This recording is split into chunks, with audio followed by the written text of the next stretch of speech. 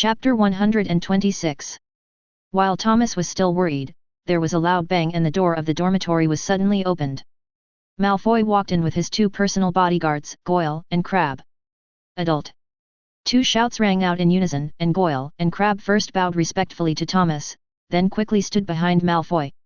Nowadays, this respectful address to Thomas is quite common in Hogwarts. Most people will greet Thomas respectfully when they see him.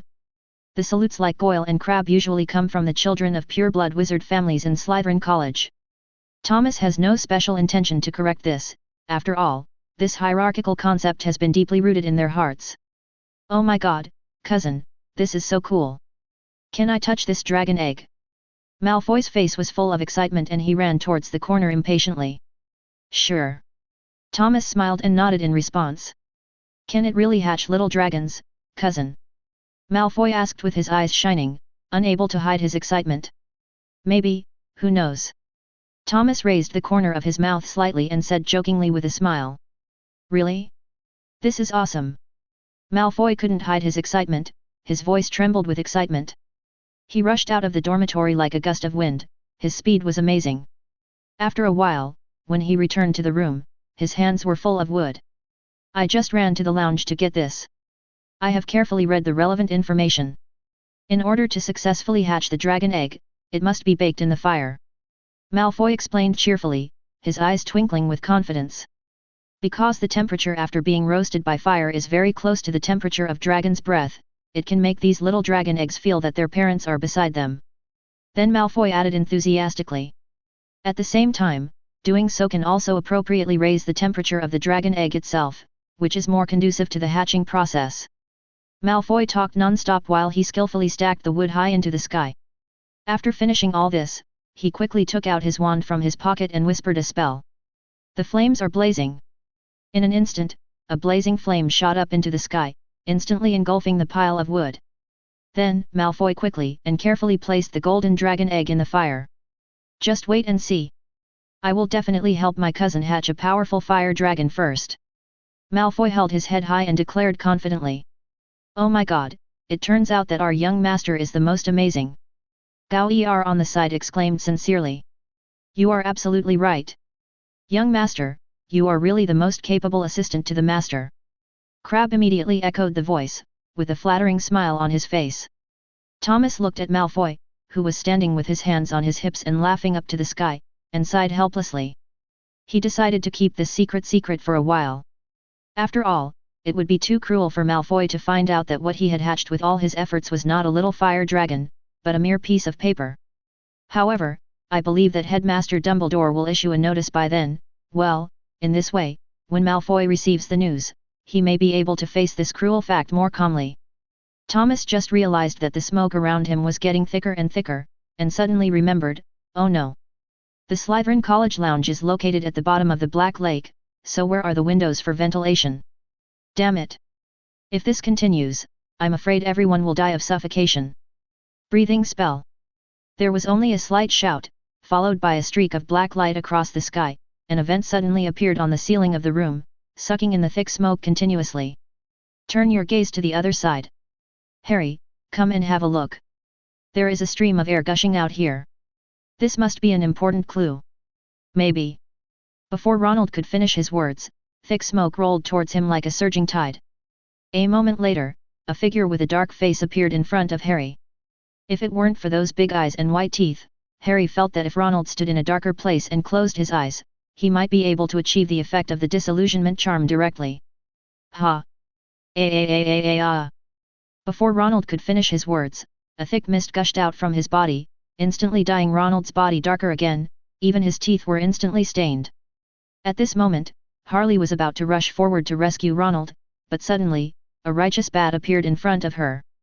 "Harley, as a lady, you should keep a distance from these strange alien creatures," Bat said in a serious and low voice. "But... Professor Snape, that's Ronald," Harley explained anxiously. Professor Snape seemed a little surprised, but soon regained his composure. "Even so, Harry, you can't let your guard down. The more familiar someone is, the more likely they are to be dangerous. So, it's better to keep your distance." Then, Professor Snape looked off into the distance and spoke thoughtfully. It's a lovely afternoon, and Miss Granger and Miss Greengrass are preparing a beautiful afternoon tea party in the courtyard. I think you should join them. But, Professor Snape, Ronald. Harry still looked at Ronald, who was in a dark state, with concern. Don't worry, Harry. I'll take care of this. Professor Snape comforted, his eyes revealing a firmness and confidence. As Harry left, Snape's smiling face suddenly darkened again.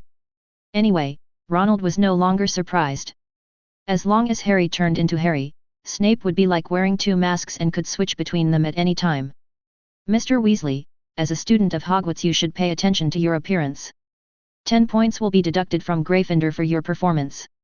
That's right, Snape never missed an opportunity to deduct points from a Gryffindor. The world was created again where only Ronald was injured. At this moment, Ronald only felt that he was somewhat similar to the staff member standing guard in prop costumes at the door of McDonald's when he went to the Muggle world. Chapter 127. Harley, you're here. Come and sit down. From a distance, Daphne and Hermione spotted Harry and shouted excitedly. Not long after, the three of them sat around a small round table, which was filled with various exquisite snacks and strong tea. A tea party for the Hogwarts girls began. Okay, let's get back to the point and talk about this Christmas ball. What do you two think about it? I'm going to find Thomas later and invite him. Daphne spoke first, her tone firm, as if she was declaring her ownership of Thomas. Hermione and Harry looked at each other, obviously not expecting Daphne to be so bold as to use such a trick right away. Daphne seemed to notice that the atmosphere was a little awkward, so she continued, You two are so beautiful, you must have received a lot of invitations. Why not share it with me and see who they are so I can help you check it out? Harry raised the corner of his mouth slightly, and gently took out a roll of ancient and mysterious parchment from his pocket. She unfolded it carefully and held it out to Daphne. Wow, it's an invitation from Draco Malfoy. Daphne's eyes widened and she shouted in astonishment. She really didn't expect that Malfoy was so bold. Hermione, who was standing by, heard the name and immediately came over to watch the fun. When she saw the familiar handwriting on the parchment, she couldn't help but frown, and a hint of confusion and curiosity appeared on her face. He is now considered a famous figure in Hogwarts, but does Professor Snape know that Malfoy is so brave? Harry looked at the invitation in her hand with mixed feelings. She knew that the Malfoy family played an important role in the wizarding world, but she was not very interested in Draco himself. She felt that Malfoy's arrogant and conceited personality was a little too childish. In comparison, she admired those who were mature and stable. Hermione seemed to see through Harry's thoughts and asked softly. Harry, you're awesome. But, are you going to accept his invitation? Harry hesitated for a moment, thinking to himself. On the one hand, she didn't want to disappoint Malfoy who was full of expectations. On the other hand, she really didn't want to make a decision so quickly. Just when she was in a dilemma, an idea suddenly flashed through her mind, maybe it would be a good idea to give Malfoy a chance. Finally, Harry made a decision. She took a deep breath and said to Hermione. Well, I guess I'll go along. Maybe it'll be an interesting experience. After saying that, she held the invitation tightly, as if telling herself to face the upcoming challenges bravely. By the way, what about Hermione, did you receive the invitation? Harry turned to look at Hermione who was sitting next to him, a hint of anticipation in his eyes. Hermione nodded slightly, indicating that she had received the invitation, but her expression seemed a little hesitant. Of course, but I'm going to think about it again. Hermione frowned slightly, as if she was in a dilemma. Then she added. It's not my style to make decisions too quickly. After all, attending the Yule Ball requires careful weighing of various factors. Harry nodded in understanding, knowing that Hermione always made her choices after careful consideration. So the two continued to chat about some irrelevant topics. We still have a lot of time to think about this. By the way, Daphne, aren't you going to look for Thomas? Go quickly and don't let others get there first. After all, Furong doesn't seem like a good person. Harley kindly reminded. After hearing this, Daphne suddenly thought of something and stood up hurriedly, as if she was afraid of missing some important opportunity. After the tea party, Harry and Hermione returned to their dormitories. On the way, they were both silent, thinking about the Christmas ball. For Harry, the Christmas ball was undoubtedly an event full of joy and romance. She couldn't help imagining herself wearing a gorgeous dress and dancing on the dance floor, while Hermione was more concerned about practical issues such as academic pressure and whether she had enough time to prepare. Bang! With a deafening noise, the door of Thomas's dormitory was kicked open. Daphne stared at the thick smoke in the room in amazement, and could not help but wonder in her heart, what is going on? Are they practicing to become immortals here? There you are, Daphne! Thomas heard the noise and slowly raised his head. When his eyes met Daphne's, he gently put down the book in his hand and got off the bed. In fact, Thomas could roughly guess the purpose of Daphne's visit. Cousin, are you ready to go out? Malfoy on the side asked curiously, throwing aside the fan used to fan the fire, quickly brushing off the dust on his body, then standing up straight, looking like he was ready to go out with them at any time. Well, I do plan to go out for a bit. However, I think Daphne might prefer to talk to me in private. Thomas politely declined Malfoy's request to travel with him. Oh, I see, okay then, cousin. Malfoy showed a little disappointment on his face, and responded angrily. I'll leave the matter of the golden egg to you, Draco. This is related to the glory of Hogwarts. I believe you will not let me down. Thomas looked at Draco firmly, his eyes gleaming with trust and expectation. After hearing this, Draco showed a confident smile on his face. He straightened up and responded solemnly. Of course, please rest assured and leave this matter to me. For the sake of eternal glory, I will do my best and will never let you down. After that, Draco walked towards the fire with firm and powerful steps. His heart was filled with a sense of mission, as if he was shouldering the future of the entire Hogwarts. Thomas looked at Draco's departing back and nodded with satisfaction, but at the same time he couldn't help but shook his head, with a hint of a smile on his face. He knew that although Draco could be a little arrogant sometimes, he would always stand up at critical moments. Thomas turned and walked towards the door, whispering to Daphne behind him. Let's go out for a walk. You came to see me on purpose, so you must have something to say to me. Daphne nodded slightly in agreement, and the two of them walked out of the room and strolled down the corridor. After a moment's silence, Daphne finally mustered up the courage to ask in a low voice. Thomas, regarding the upcoming Christmas ball, I wonder if you are free. There was a hint of nervousness and anticipation in her voice. Thomas thought for a moment, then answered. Well, I guess I'm free. What's the matter, Daphne?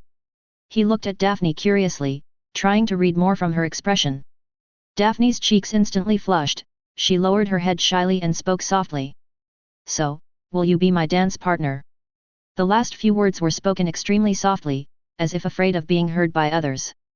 Thomas was stunned for a moment, obviously not expecting Daphne to make such a request, but soon he regained his composure and replied with a smile. Yes, I'd love to. His tone was relaxed and natural, yet with a hint of barely perceptible joy. Chapter 128. When Daphne heard Thomas's agreement, the tension in her heart instantly relaxed, and a relieved smile appeared on her face. Great! By the way, at the tea party earlier, Harry said that she had agreed to be Malfoy's date. Oh, I see. Thomas responded softly, indicating that he knew the news. However, just as he finished speaking, he suddenly seemed to realize something, his eyes widened, and he asked in astonishment. Wait, what did you just say? Did Draco personally invite Harry, and Harry actually agreed? Daphne smiled and nodded, answering affirmatively. Yes, I think this is a good thing. After all, Malfoy has worked very hard during this period of time, and we should give him some support. Thomas couldn't help but cover his face with his hands, revealing an indescribable weird expression. He never expected that the prank revenge action against Professor Snape a few years ago would actually lead Harry to a different path. Is this the so-called complete liberation of oneself? Time passed quickly, and in the blink of an eye, it was 3 days later. Cousin, how do you think I look today? I specially ordered this dress 2 days in advance. Malfoy stood in front of the mirror nervously, turning his body constantly and examining his clothes carefully. Malfoy carefully selected a dark green suit as his dress for the ball. The suit was exquisitely tailored and smooth in lines, perfectly outlining his slender figure. He pinned a bright red scarf at the collar, adding a touch of color and vitality to the overall look, and he wore a shining Malfoy family brooch on his chest, showing his noble status and bloodline. In order to make himself look more handsome and charming, Malfoy used a lot of hairspray and meticulously combed his originally smooth hair into a slicked back look, but even so, his nervous expression could not be completely concealed. At this time, Thomas noticed Malfoy's uneasiness and spoke to comfort him. "Calm down, Draco. You have to trust Daphne's vision. The clothes she chooses can't be wrong. Also, be more confident. Girls usually prefer confident men." Thomas spoke earnestly. Hearing this, a glimmer of hope flashed in Malfoy's eyes, and he asked eagerly. "Really? Cousin?" There was an irrepressible excitement in his voice. Thomas smiled and patted Malfoy on the shoulder, nodding affirmatively in reply. "Of course, we are blood relatives, Draco. How could I lie to you? Now, relax and enjoy this wonderful night. Of course, if you can walk out of Professor Snape's potions class intact tomorrow under his cold, sharp, and terrifying gaze like a venomous snake." Thomas muttered to himself. "Well, let's go quickly. Don't keep these beautiful ladies waiting too long. After all, this is not the behavior of a true gentleman." Thomas smiled and said softly, then turned around resolutely and left the dormitory with firm steps. However, at this moment, a breeze blew gently, bringing with it a faint scent. Then, a clear and pleasant voice like a yellow oriole singing in a valley rang in Thomas's ears. "Thomas!"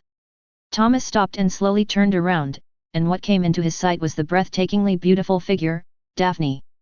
Daphne's long hair, as dazzling as the golden sun, fell down her back like a waterfall, shimmering with a charming luster. A few strands of hair were skillfully woven into a thin braid, tied with a purple lace thread, and hung beside one ear, adding a bit of playfulness and cuteness. The red shirt she was wearing perfectly outlined her slender figure, the checkered lace dress she wore showed off her elegant temperament perfectly. Her skin, as white as snow, seemed to emit a faint holy light. Her wrists were covered with all kinds of exquisite bracelets, each shining with a unique light, and on the little finger of her right hand was a simple and plain silver ring, without too much decoration, but it looked particularly unique. At this moment, Daphne is like a blooming flower or a shining pearl, exuding incomparable charm. Her every smile, every move, is full of indescribable elegance, but it does not make people feel the slightest bit of deliberateness or affectation. It seems that she is born to be so beautiful and dazzling.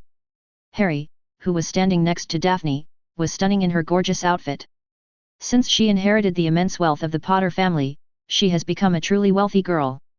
She was wearing a bright red dress, like a gorgeous blooming red rose, dazzling.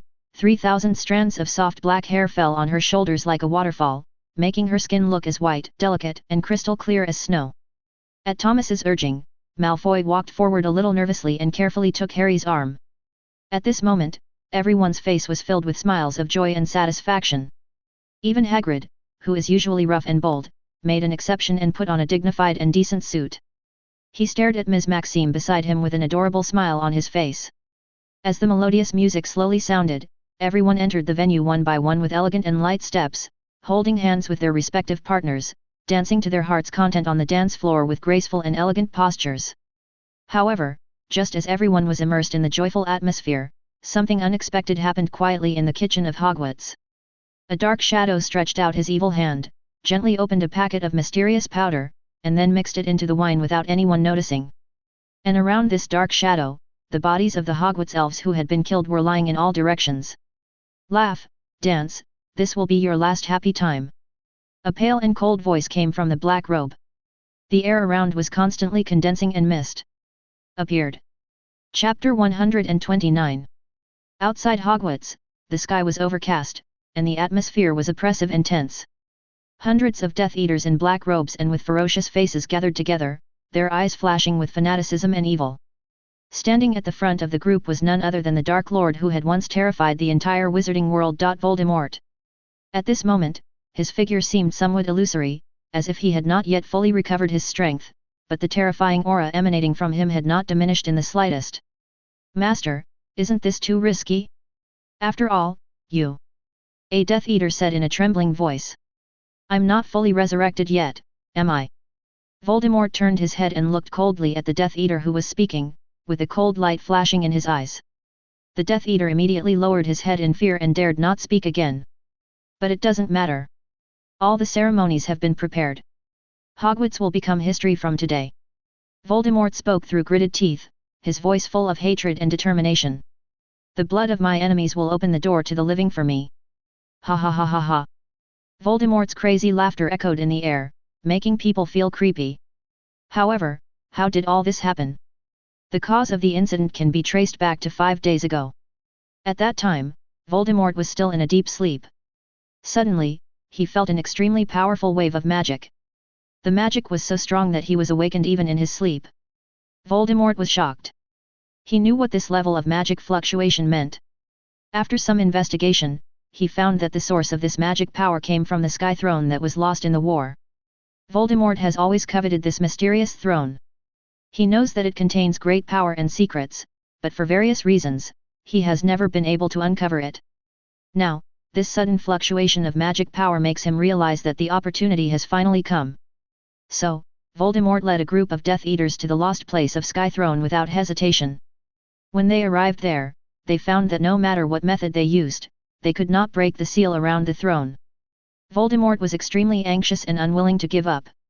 He tried every possible means of dark magic to solve the puzzle, but all his efforts were in vain. Just when Voldemort was about to become discouraged and prepare to return home, a mysterious and ancient voice suddenly came from the sealed place. The voice seemed to have passed through the barrier of time and space, echoing throughout the space. It called itself the Spirit of the Sky Throne, carrying a sacred mission, to bring a true wizard king to the magic world. However, after the thrilling war, many wizards were strictly prohibited from spreading their experiences and details about the war. Therefore, even a powerful being like Voldemort knew very little about this history hundreds of years ago. Faced with this sudden voice and the mission it claimed, Voldemort couldn't help but feel a little confused, but more excited and expectant. He did not hesitate to determine that he was the chosen one. So he shouted loudly with a confident look. "So, you think I am the only choice for the Wizard King in the magical world?" His voice revealed an unconcealable pride. The spirit seemed to have anticipated Voldemort's reaction, and it responded in a respectful tone. "Indeed, sir. Although your current strength has not yet fully recovered, I can clearly feel the boundless magic power in your body. There is no doubt that you have the potential to become the Witch King and are the best candidate." After hearing this, Voldemort's face became even more proud. Then, he had an in-depth conversation with the weapon spirit, during which the two sides communicated for a long time. In this process, Voldemort obtained a vicious plan that was enough to subvert his previous cognition. Then let this destruction plan begin. A cold and resolute smile appeared on Voldemort's lips, and he was thinking secretly in his heart. His unfathomable eyes flashed with cold light, as if he had seen the dawn of victory. At the same time, Voldemort began to convey his evil orders to the Death Eaters who had already sneaked into Hogwarts. These believers loyal to the dark forces were always ready to carry out their master's will. When the Death Eaters received Voldemort's instructions through the dark mark, they took out the compound potion they had prepared in advance without hesitation and drank it all.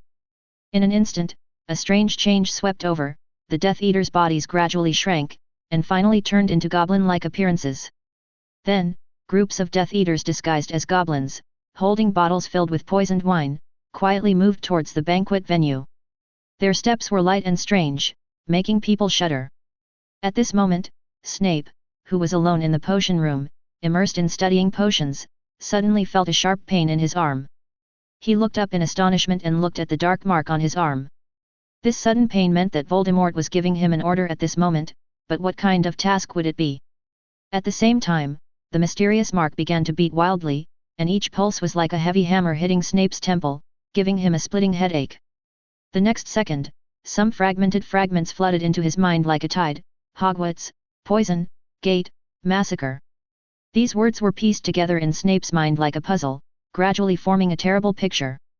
He immediately understood the serious situation he was facing. Voldemort had cast an evil magic, turning the wine originally used for celebration into a deadly poison. At this moment, they were outside the Hogwarts castle, and Snape was urgently needed to open the sturdy gate before launching a brutal massacre. Damn it! Snape cursed under his breath. Anger and anxiety mixed together. He could not tolerate such cruel behavior happening in Hogwarts, let alone sit idly by and watch innocent lives being threatened. In a fit of rage, he turned around and knocked over the crucible filled with precious materials beside him. The liquid in the crucible splashed everywhere, splashing on the ground with a hissing sound, but Snape had no time to care about it. He hurried towards the door in a hurry, anxious, with only one thought in his mind. "Harry, wait for me. This time, I will never be late again." No matter how many difficulties and obstacles lie ahead, he is determined to protect her and the entire Hogwarts from the erosion of dark forces. Chapter 130. Bang! There was a loud bang, and the door of the ballroom was suddenly thrown open, and wood chips flew everywhere. Everyone looked in astonishment, only to see Snape stumbling in, his face full of panic. "You can't drink it!" he shouted in a hoarse voice, which was so sharp and piercing that it seemed to pierce people's eardrums. Then he said, "You can't drink it, it's poisonous." Before he finished speaking, many students and professors suddenly changed color, covered their stomachs, and fell to the ground in pain. Some groaned, while others were already unconscious. "Damn, it's too late," Snape muttered to himself, his face full of regret and self-blame. He bit his lips tightly, veins popped on his forehead, as if he was trying hard to suppress the discomfort in his body. The next second, a shocking scene took place. One after another, the originally petite and cute house elves suddenly expanded at an alarming speed. In the blink of an eye, they were covered with black robes and transformed into extremely terrifying Death Eaters. "Snape, you lowly half-blood BD, how dare you betray your master!" The leading Death Eater cursed furiously, his voice full of anger and contempt. He reached for the wand at his waist without hesitation, as if ready to cast a curse to eliminate the traitor at any time. However, Snape was quicker. He quickly drew out his wand and whispered a spell. "God's sword is invisible." Instantly, a dazzling blue light struck the Death Eater like lightning. Along with a shrill scream, countless bright red blood suddenly exploded on the Death Eater's body as if it had been detonated. In the blink of an eye, the guy who was so aggressive just now had turned into a pool of bloody and mangled remains, scattered on the cold floor. The students in the auditorium had never witnessed such a bloody and cruel scene before. Many people's faces turned pale as paper in an instant, and some even couldn't help but feel nauseous. Seeing this, the other Death Eaters panicked and drew their wands, ready to attack Snape. Mark of Death. Avada eats Big Melon. Two low and cold spells were heard, and the next second, a horrible skull mark flashed above the heads of all the Death Eaters. Then, dark rays of light suddenly penetrated the bodies of these Death Eaters, turning them all into ashes, which were blown away by the wind. That's right, Thomas took action. The originally joyous and noisy ballroom was now in a dead silence. The few students who had not had time to drink woke up as if from a dream, and hurriedly drew their wands, nervously and panically gathered towards Thomas in the middle of the dance floor. In the face of this sudden change, they felt extremely scared and helpless, and urgently needed a leader who could lead everyone through the difficulties. Thomas frowned and scanned the banquet hall anxiously, looking for Dumbledore. However, the always wise and calm old man was nowhere to be found. "Thomas, we..." Daphne beside him was as pale as paper. She clutched Thomas's arm tightly, her eyes full of fear. Thomas took a deep breath and tried to calm down and comfort her. "Don't worry, we'll be fine." He patted the back of Daphne's hand gently, his tone firm and gentle, but in fact he was also full of anxiety. Thomas tightly grasped the emblem on his chest and urged it hard, hoping to get in touch with the saint. However, no matter how hard he tried, he got no response. Hateful. Thomas felt something was wrong and cursed under his breath. They actually used a magic barrier to block the signal. His face became a little gloomy, but he quickly regained his composure. At such a critical moment, he must not let his emotions affect him, otherwise his already fragile morale would suffer a greater blow. "Cousin, let's fight them to the death." Malfoy, who was standing by, held his wand in his hand, his eyes wide open, and shouted menacingly. "No, the time is not right yet." Thomas rejected Malfoy's proposal without hesitation. "You know, these Death Eaters are experienced adult wizards, and the current students of Hogwarts are simply unable to compete with them." At this moment, Thomas knew that he had a heavy responsibility on his shoulders. He must find ways to mobilize all available resources to hold on to Hogwarts and wait for Dumbledore and Grindelwald to return. So, among the 13 members, how many are still able to act now? Thomas turned quickly, staring sharply at Hermione and asked seriously. "Sir, except for the 5 of us, everyone else has fainted on the ground." Hermione said with lingering fear that if Ronald had not suddenly rushed over and snatched the wine glass from her hand and drank it all in one gulp, she would have been the one poisoned and fallen to the ground. "Tisk, this situation is a bit tricky." Thomas frowned and quickly glanced at the professor's seat. At this moment, it can be said that the whole army was annihilated. Even Elise was taking good care of the injured Professor McGonagall. It seems that we can only rely on ourselves now. Thomas carefully examined the forces that could be put into battle: 8 fourth-year students, 19 fifth-year students, 16 sixth-year students, and only 5 seventh-year students. The total number was 48, and the other first to third-year students were directly excluded by him. For these young wizards, going into battle was tantamount to being cannon fodder.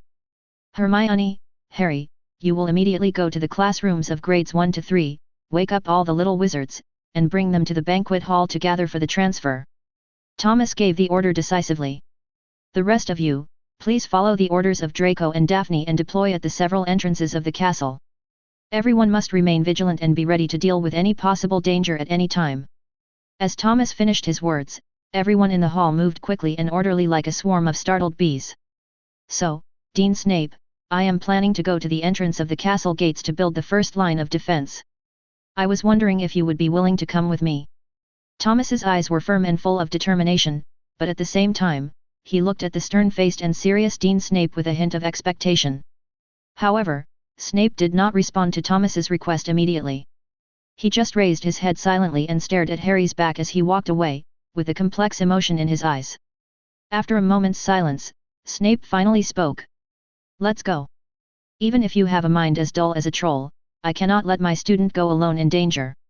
After all, even so-called trash may have relative value in some cases. Hearing this, Thomas's mouth twitched slightly. He muttered to himself, this old bat, he obviously cares about students, but he always puts on a cold and ruthless look. Why don't you just say it directly when you go together? Why don't you use vicious words to mock others first? But it doesn't matter, who told me to meet such a weird guy? Chapter 131. Master, the gate is open, should we start now? Little Barty's voice trembled with excitement, and he shouted forward with a flushed face.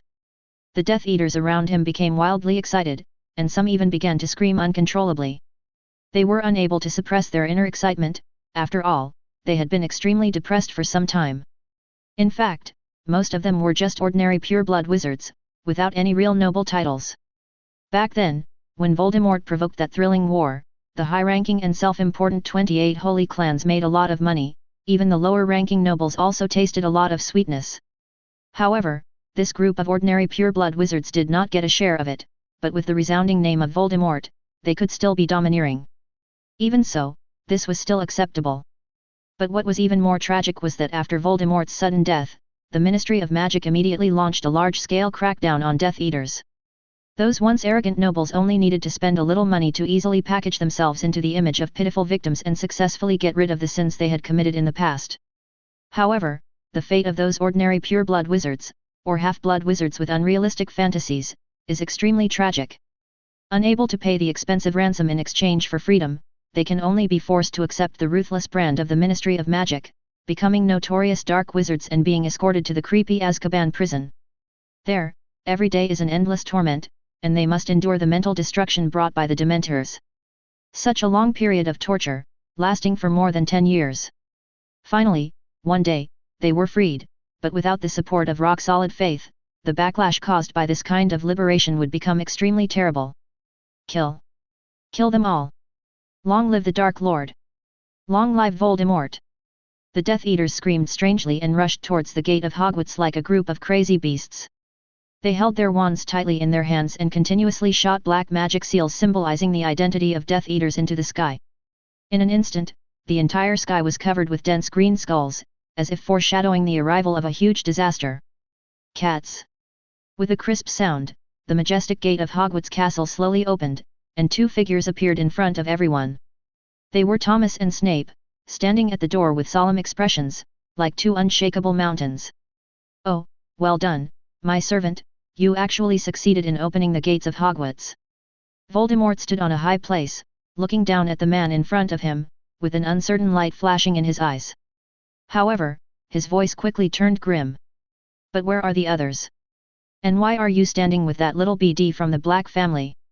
Are you ready to betray me, Severus Snape? Voldemort's face was twisted with anger, and his hideous expression made the air around him seem to freeze. Facing Voldemort's questioning, Snape straightened his body and met his sharp gaze without flinching. His voice was calm but full of power. I once made an irreparable mistake because of a moment of hesitation.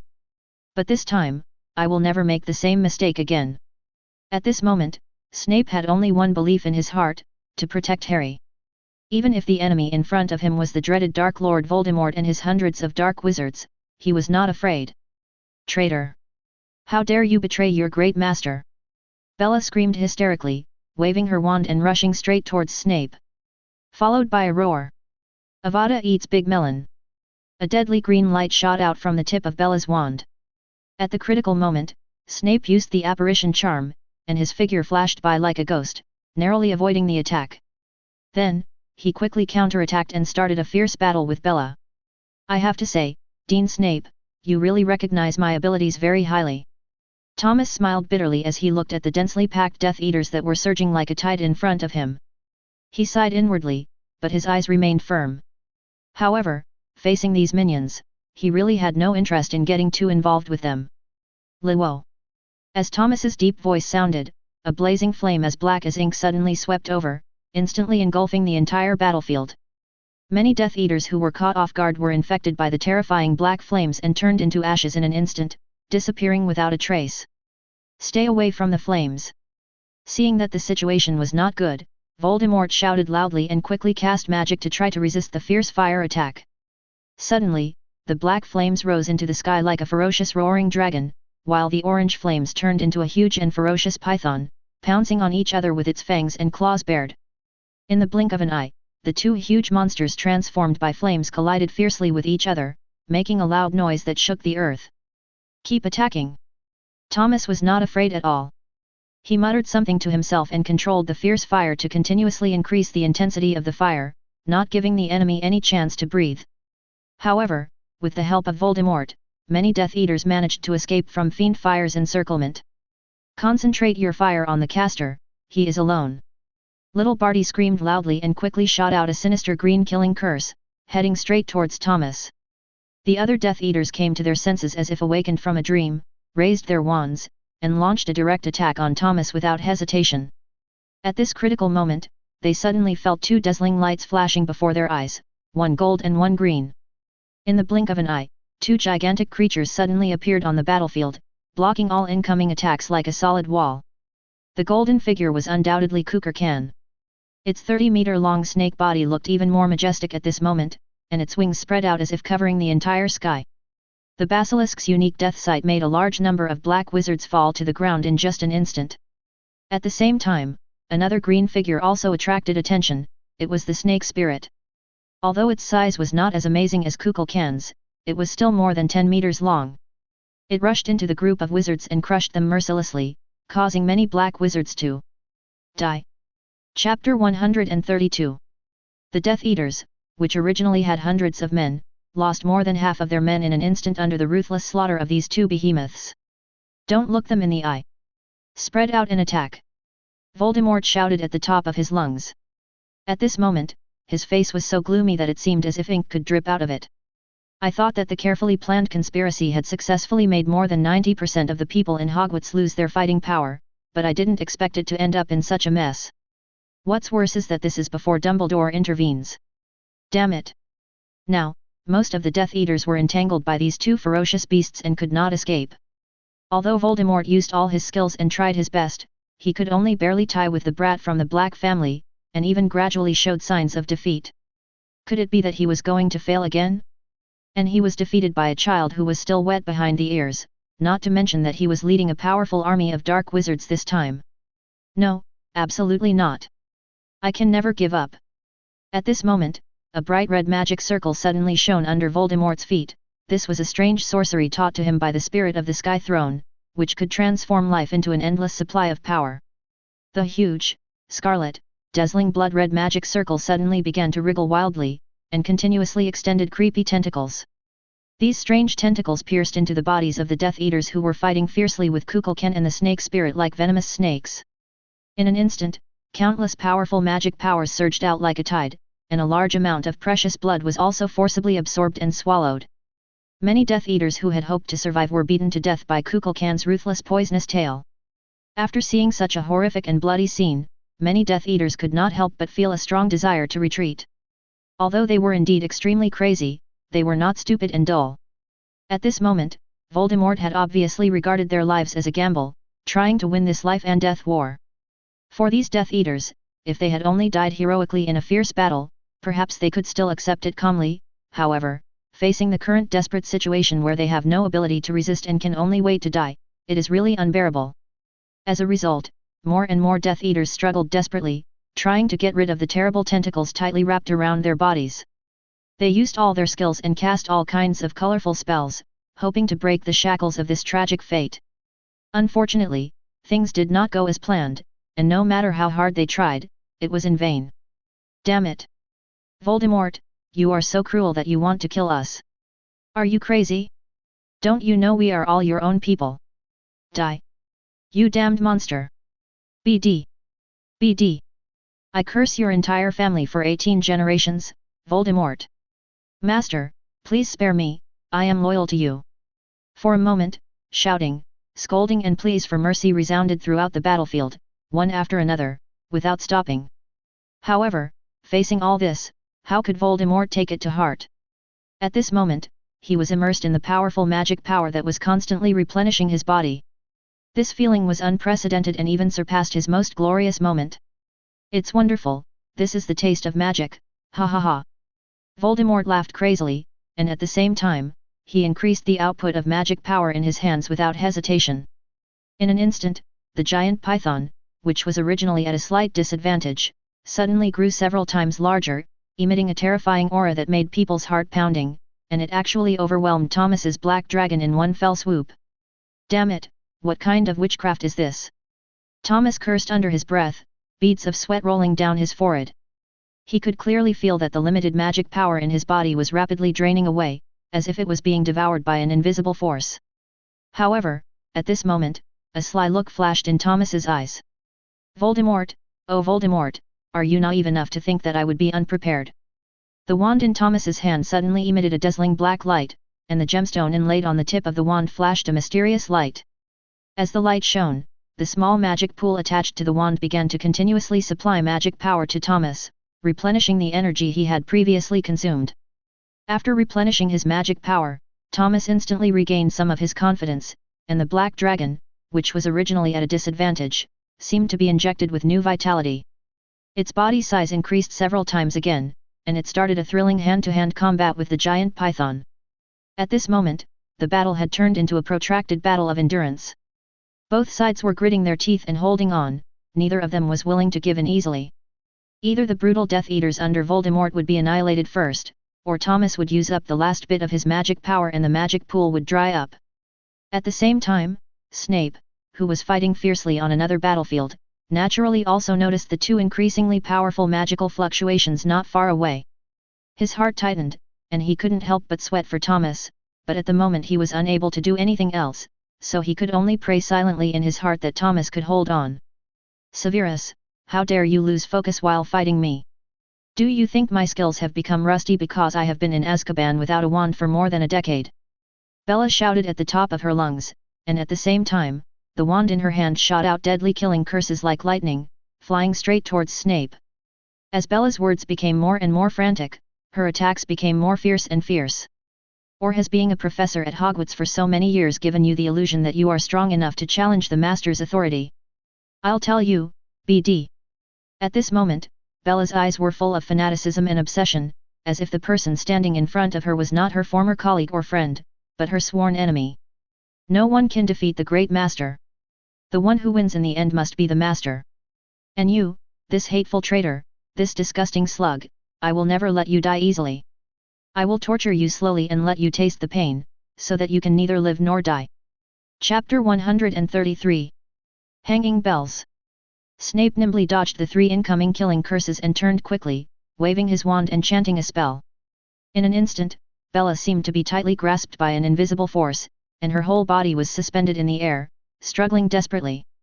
However, Snape did not give her any chance to breathe, and then cast a more cruel magic, Crucio. Bella immediately let out a horrible scream, her body twisted in extreme pain. Snape's face flashed with determination. He knew in his heart that today's battle would decide life and death. Without hesitation, he waved his wand again and shouted, "Flame!" In the blink of an eye, a huge ball of flames rose into the sky like an angry dragon, completely engulfing Bella. Her miserable screams echoed throughout the valley, making people shudder. Snape's expression was extremely cold. He knew that showing mercy to his enemies would be cruel to himself. Although Thomas was gifted and intelligent, it was still difficult for him to defeat such a powerful opponent as Voldemort. After all, he knew Voldemort's true strength very well. At this moment, Voldemort, who was still in a fierce confrontation with Thomas and wasting their strength, suddenly heard Bella's shrill and miserable scream from afar. This sound was like a sharp sword, piercing Voldemort's heart, making him tremble all over.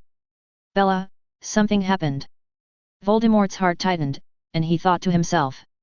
He had a special feeling for Bella, which far exceeded his attitude towards other ordinary subordinates. However, unlike the crazy and infatuated Bella, Voldemort buried this deep affection in his heart and never wanted to show it easily. But now, the tragic cries coming from her beloved one clearly indicated that she was in danger, in a precarious situation, and it was even very likely that. No, absolutely not. Voldemort's eyes became more fierce and fierce, and he did not hesitate to increase the intensity of his magic suction on the Death Eaters. Master! Master, Master, please spare my life. Please, let me go, let me go. Pettigrew begged desperately, trying his best to get out of the predicament. He tried various methods, even using animagi magic to transform into a mouse, but it was useless and he was unable to escape the confinement around him. In the next moment, a huge tail shining with brilliant golden light lashed his body like a whip. The force was so great that he was knocked back 7 or 8 meters. He vomited blood and collapsed to the ground dying. It was as if a terrible storm had struck Pettigrew's body, and every bone and organ was ruthlessly broken into pieces. At this moment, he clearly realized that death was approaching step by step, and the light of life was about to go out. In order to survive, he betrayed his closest friends, James Potter and Lily Evans. It was his betrayal that led to their tragic fate, and their innocent children became orphans from an early age. Not only that, he also shifted all the blame to Sirius Black, and with the help of transfiguration, he transformed himself into a mouse and lived in the world shamelessly for more than 10 years. However, now facing the inevitable death, he can't help but start to doubt, what is the meaning of what he did?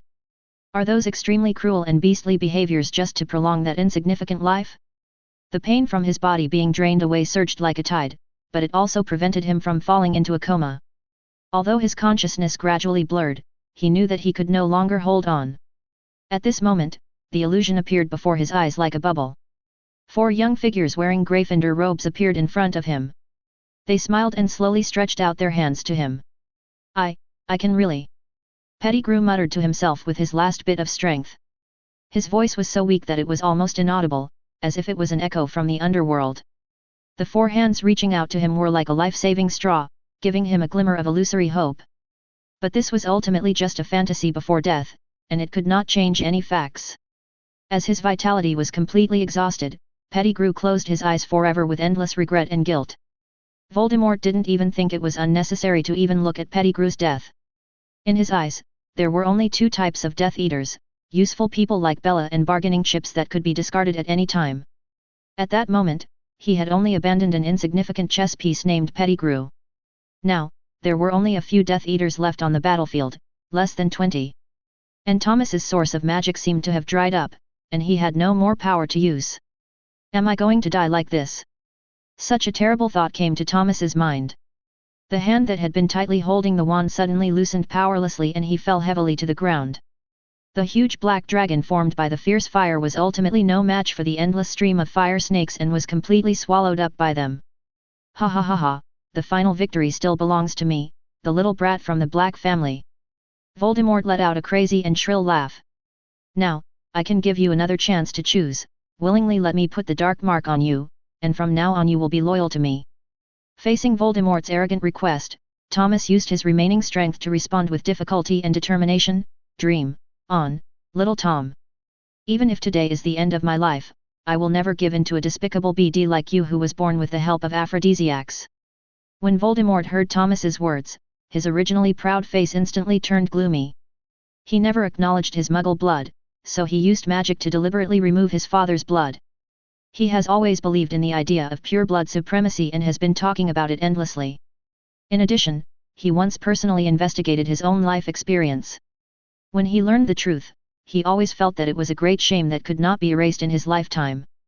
Therefore, this secret was buried deep in his heart, but now, Thomas has ruthlessly opened up those scars that have long been healed, which made him furious and wanted Thomas to die. "UBD, you are courting death." With a roar, Voldemort chanted the terrible spell, Avada eats the big melon. Suddenly, a dazzling deep green light burst out from the wand in his hand and rushed straight towards Thomas. Owner. Chapter 134. Owner. Seeing this thrilling scene, Kukulkan was so anxious that he had no time to care about the other Death Eaters who were still alive. He flapped his huge wings without hesitation and stood in front of Thomas like an indestructible wall. The green killing curse with unparalleled power hit Kukulkan fiercely, and it exploded instantly, splashing blood rain and flying scales. The power of the killing curse cast by Voldemort was far stronger than that of ordinary Death Eaters. Even if Kukulkan had strong defense and resistance, it would be difficult to completely resist such a terrifying attack. Although he was not killed on the spot, the trauma he suffered was still extremely serious. As for the snake spirit, it had returned to the wand as soon as the energy in the small magic pool was exhausted. At this moment, Voldemort was obviously completely enraged, and he was like a madman. He waved his wand like a violent storm, and cast a continuous stream of killing curses, as if these deadly magics were of no cost to him. At this moment, he fell into extreme madness, and only wanted to kill all the enemies in front of him. Faced with Voldemort's ferocious, brutal, and reckless attack, Kukulkan had no choice. In order to protect Thomas lying on the ground behind him, it could only stand up and act as a living target, gritting its teeth and taking the fatal curse again and again. With the deafening sound of explosions, Kukulkan's body was quickly stained with blood. Thomas knew very well that if the current situation continued, it would not take long for Kukulkan to be unable to withstand Voldemort's bombardment and eventually die. "Dean Snape, you've really made me suffer." Thomas lay on the freezing cold ground, a bitter smile on his face, complaining weakly. "Hasn't anyone ever taught you that speaking ill of others behind their backs is an extremely uncultured and despicable act?" Suddenly, a cold voice came like a chill wind, making Thomas shiver. Hearing this familiar voice, Thomas was secretly happy. This hateful old bat is finally back. Snape walked quickly to Thomas's side, bent down, pulled him up from the ground, and carried him effortlessly on his broad and strong back. "Let's retreat back to Hogwarts Castle," Snape whispered, his tone firm and steady. Thomas nodded slightly to show his agreement. He silently chanted the spell, Kukulkan. As the spell fell, the originally huge Kukulkan instantly shrank to the size of a palm, and then quickly turned back into a delicate bracelet, tightly wrapped around Thomas's wrist. Just as they were about to turn around and leave, a roar suddenly sounded. "Snape, you are such a despicable traitor, and you are still alive. Where is Bella?" Voldemort questioned angrily. "Oh, I think you should know what the final outcome of that crazy woman will be." Snape's voice was full of contempt and disdain, as if he was already used to Voldemort's questioning. At the same time, he waved his wand, and a dazzling blue light burst out from the tip of the wand, and then disappeared at the gate like a meteor, leaving behind a stunned Voldemort and a group of panicked Death Eaters. There was a loud bang, and the gate of Hogwarts Castle was slammed shut, making a dull echo. The whole castle seemed to tremble. "Master! Master, how about we retreat first?" a Death Eater said with a trembling voice, his tone full of fear and helplessness. In fact, it was not that he did not want to escape, but at this moment there was a strange tentacle tightly wrapped around his body, constantly absorbing his magic power.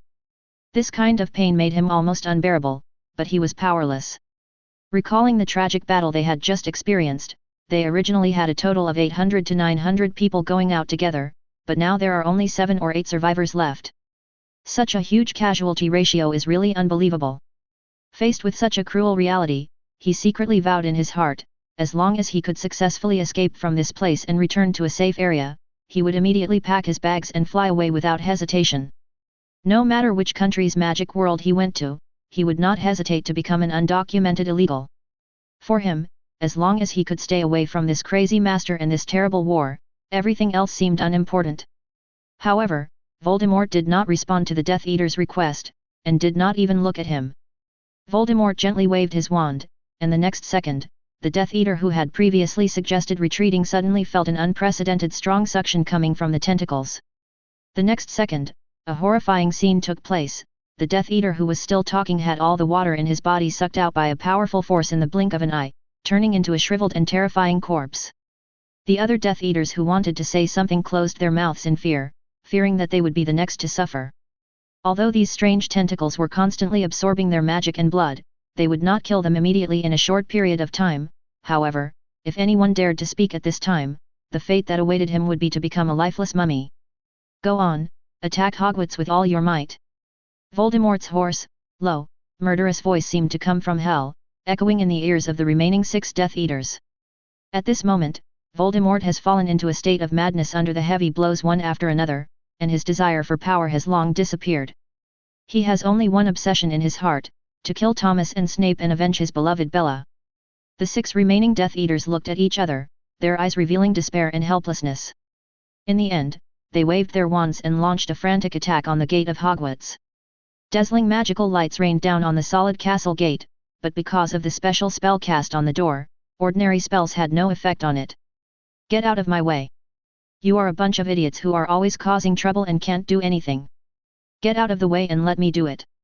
Voldemort roared with a face full of anger, and waved his wand to drive away the Death Eaters who were chanting spells at the gate of Hogwarts Castle. He really couldn't stand these incompetent people wasting magic power like this, so he had to do it himself. Accompanied by a low and hoarse spell, Fierce Fire. Voldemort cast a powerful magic, and a burning fire snake rushed towards the gate of Hogwarts like an arrow, and hit it to create a hole as high as a person. Master is mighty! Master is mighty! Seeing this, the remaining 6 Death Eaters shouted excitedly in unison, expressing their sincere awe and praise for Voldemort. This kind of flattery made Voldemort feel extremely satisfied and secretly proud. Okay, don't waste time, rush into Hogwarts with me and kill everyone inside. Voldemort gave the order coldly, with cruelty and determination flashing in his eyes. After that, he took the lead and walked into the broken gate, followed closely by the loyal Death Eaters. A bloody massacre was about to begin. Chapter 135. After much hardship, they finally completed the transfer of all the people in the castle. At this moment, Daphne, who had been waiting at the entrance, suddenly saw Snape walking slowly towards them, carrying Thomas, whose face was as pale as paper. Without thinking, she immediately rushed forward, hugged Thomas tightly, and asked anxiously, "Thomas, what's wrong with you? What happened?" Thomas suppressed his physical discomfort, raised his hand with difficulty, gently stroked Daphne's hair, and replied with a forced smile. "Don't worry, I'm fine. I just overdrew my magic power and am a little exhausted. I just need a little rest." Daphne's heart, which had been hanging in the air, finally settled down after she learned that Thomas had merely exhausted his magic power and had not suffered any harm. She took a deep breath and promised Thomas with a firm look in her eyes. "Now all personnel with combat capabilities have been gathered here. Thomas, you can just rest assured. We will definitely defend Hogwarts at all costs." Thomas looked around at the students around him who had determined eyes, shook his head helplessly, and then made a suggestion. "No, we have to abandon the main gate and all passages in the castle. We will retreat directly to the Forbidden Forest." Thomas was now very afraid of the spell Voldemort had used on the battlefield to remove the magic. What's more, with his magic power exhausted, if he fails to get the fresh blood, it will all turn into Voldemort's blood. Daphne gave the order without hesitation, "Everyone evacuate the Forbidden Forest immediately." Her voice was clear and firm, with an unquestionable majesty. After hearing the order, the students of Hogwarts acted quickly. Without any hesitation, they all walked quickly towards the Forbidden Forest. The whole scene was tense and orderly. Everyone knew that time was running out and they had to leave this dangerous place as soon as possible. At the same time, Dumbledore slew the last goblin with his wand, frowning and speaking thoughtfully. "Gale, I really can't understand why the goblins would suddenly rebel. After all, we have been living in peace for hundreds of years, and nothing like this has ever happened." Grindelwald looked at Dumbledore silently and couldn't help sighing in his heart. He knew that his lover was too kind-hearted and would never easily believe that others had ulterior motives. "Albus, you should understand that those who are not of my kind must have different hearts. In fact, I have long noticed the abnormal behavior of the goblins. I originally planned to deal with these problems after unifying the wizarding world. Unfortunately." There was a hint of helplessness and regret in Grindelwald's tone. Dumbledore finally understood Grindelwald's intentions. Back then, it was he who thwarted Grindelwald's conspiracy to unify the world, causing the latter to be imprisoned and confined in the Tower of Nurmengard. If it weren't for Thomas's unexpected change, they would probably never have the chance to meet again until the end of their lives, let alone the harmonious and friendly atmosphere they have now. Grindelwald was keenly aware that the atmosphere was a little dull, so he joked. I wonder how the ball at Hogwarts is going today? Albus, do you think it's too late for us to go back now? Dumbledore also came back to his senses as if awakened from a dream. Indeed, whether it was the opening or closing speech of the ball, it was his duty as the headmaster. Looking at the sky at this time, it was obviously hopeless to open the ball, but he should be able to arrive in time before the end of the dinner. Fox. All I heard was Dumbledore calling softly. Then, a pleasant phoenix cry suddenly sounded, and in the blink of an eye, a phoenix quietly appeared on Dumbledore's shoulder. In an instant, a dazzling red light spread out like ripples, tightly enveloping him and Grindelwald. The next moment, the two figures disappeared into thin air. The next second, Dumbledore and Grindelwald appeared at the gate of Hogwarts Castle.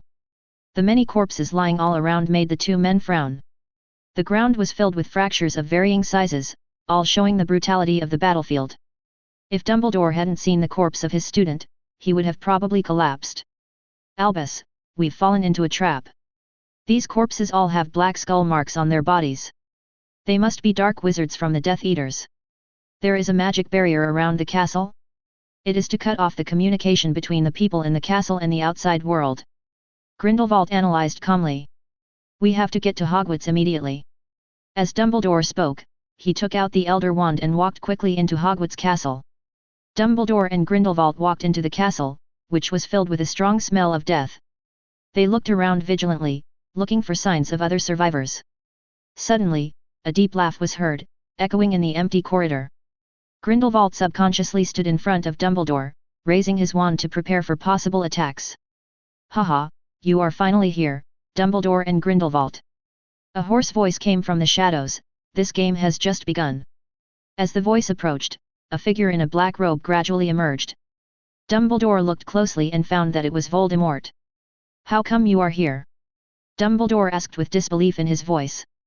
Voldemort sneered and said, it's much faster than expected, but there is no problem.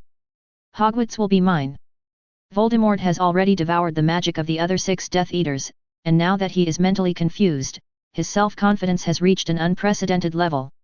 If it were him before, he might have run away immediately, but now, he is ready to fight to the death. Because in addition to the devouring magic, the spirit of the Sky Throne also left him other backup plans. A fierce magic duel began. Lights flickered, spells intertwined, and the entire castle was shrouded in a gorgeous and dangerous magic. Storm. Chapter 136. The flames are blazing. With a roar, a raging fire instantly ignited, illuminating the entire Hogwarts castle. Then, a phantom flashed quickly, appearing in another corner as if traveling through time and space. At the same time, dazzling lightning danced like a silver snake, cutting through the sky and hitting the target with infinite power. Thunderbolt. These shouts were like war drums, stirring people's hearts. Countless magical and powerful magics erupted in the castle. For a moment, fire, lightning, and strong winds complemented each other, destroying the ancient castle beyond recognition. However, facing such a powerful offensive, how could Voldemort alone, with his magic power incomplete and his body almost in a half-crippled state, withstand the joint attack of the 2 Demon Kings, Black and White? Not long after, Voldemort was defeated and fell to the ground in a mess, spitting blood. His once arrogant face now became extremely haggard and desperate. You lose, Voldemort. Now, tell me where everyone in the castle has gone. Grindelwald said solemnly, with a majestic light flashing in his eyes. Stop hiding it, Voldemort. You have already failed. Evil will never triumph over good. Dumbledore added firmly as he stood aside. Hearing this, Voldemort suddenly burst into laughter. Ha ha ha ha ha ha, evil? Justice? You so-called gentleman, do you really think you represent justice? Why should I, Voldemort, be expelled from Hogwarts for studying the dark arts, while that brat from the Black family can be safe and sound? He is much more skilled in the dark magic than I am. Voldemort questioned angrily, his eyes filled with resentment. Shut up, Thomas is different from you, he. Dumbledore was suddenly interrupted by Voldemort before he could finish his words. Yes, yes, that's right. He is the heir of the Black family. He is a pure-blood wizard trained by one of the 28 sacred families. Voldemort's voice was full of sarcasm and unwillingness, and his scarlet eyes stared at Dumbledore, as if he wanted to see through his soul. Then, he began to complain to himself again. And what am I? Just a BD. Even if I try my best to get rid of the blood traces left by that lowly father, I still cannot get the recognition of your great principal, right? Ha ha ha ha ha. With a burst of wild laughter, Voldemort fell into a state of near madness. He pointed his shaking hands at himself and continued to roar. Look at what I am now. It's all because of you, Headmaster Dumbledore. If it weren't for your neglect and prejudice towards me back then, maybe I wouldn't have walked down this dark path. Facing Voldemort's questioning, Dumbledore did not flinch or show any sign of fear. Instead, he straightened his body and responded in a firm and serious tone. Tom Riddle, if you think that I favor Thomas just because of his blood, then you are totally wrong. In fact, Thomas is indeed an excellent child. He is not only kind and friendly, but also has a brave heart to protect his friends and defend justice. At this point, Dumbledore frowned slightly, his eyes revealing a hint of disappointment and anger. Look at yourself now. You have been devoured by endless greed, and your heart and eyes are filled with killing and destruction. Those vicious spells have turned you into a completely mad person. Your hands are stained with the blood of countless innocent lives. This sin is so heinous that it is truly outrageous. In his mind, he could not help but frown as he saw countless innocent families in the wizarding world being shattered by Voldemort's obsession and many young lives being killed. Originally, he had high hopes for Voldemort and even considered training him as his successor, but Voldemort made small moves one after another, gradually wearing out Dumbledore's patience. It was not until Voldemort proclaimed himself the Dark Lord and brought endless disasters to the entire wizarding world that Dumbledore was finally completely disappointed. Don't waste your time talking to him, Albus. It's useless to reason with a lunatic like him who can rip a soul into pieces. Grindelwald said in a deep voice, and then prepared to swing his wand to deal a fatal blow to Voldemort. Madman? Ha ha ha, that's right, I am a madman. Voldemort responded with a twisted grin. But I am very much looking forward to seeing the spectacular scene where the two great kings of magic, Black and White, finally die at the hands of a madman. Before he finished speaking, Voldemort suddenly pulled out a slender and sharp dagger from his arms and stabbed himself in the chest without hesitation. Dumbledore and Grindelwald were both shocked and at a loss for words by Voldemort's sudden and strange behavior. In the next second, countless spider-web-like blood threads suddenly emerged from the place where the dagger was inserted, and quickly spread to Voldemort's entire body. His originally thin body began to swell violently, his two ears slowly tilted upwards, and his nails also grew at an astonishing speed. Then, two inky black bat wings broke through the skin on both sides of Voldemort's spine, tearing open his black robe. The bat wings kept waving, bringing up gusts of wind. Is this an animagus?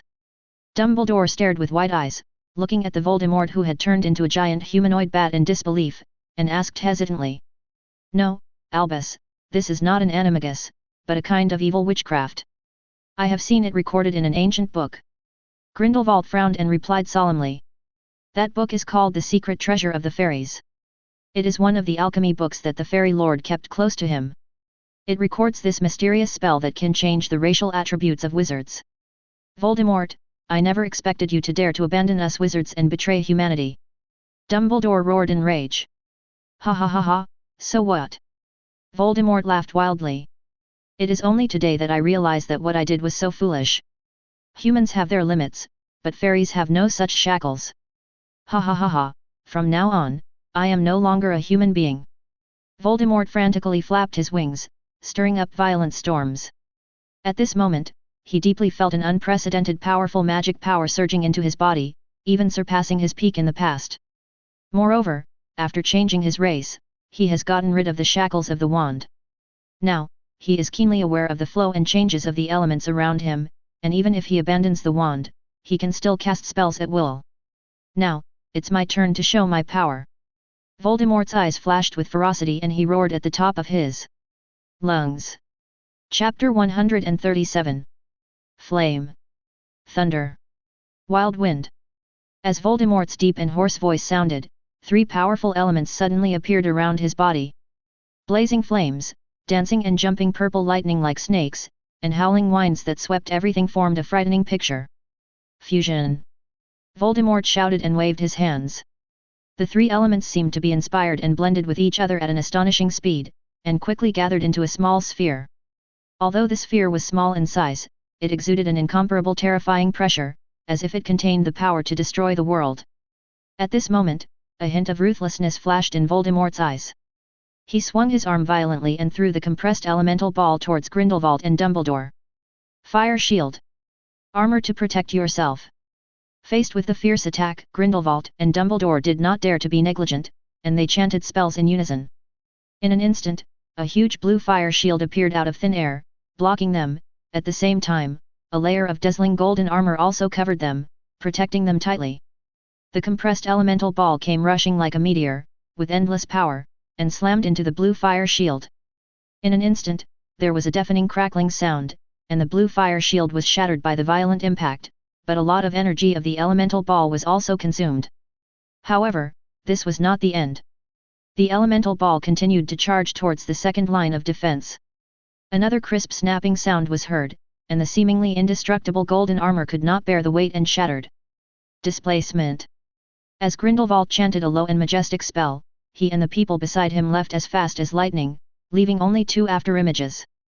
At the same time, a small elemental ball flashing with mysterious light rushed towards the wall at an astonishing speed and exploded at the moment of impact. The shock wave from the explosion created a huge crack in the surrounding walls, with smoke and dust filling the air and rubble flying everywhere. The originally solid ground was also blown to pieces, as if it was torn apart by an invisible giant hand. The entire scene became a mess, shocking. Grindelwald and Dumbledore stood in the distance, looking at the scene in front of them, with astonishment on their faces. They never expected that Voldemort, after the racial transformation, would have such terrifying strength, and the speed of his power growth was beyond everyone's expectations.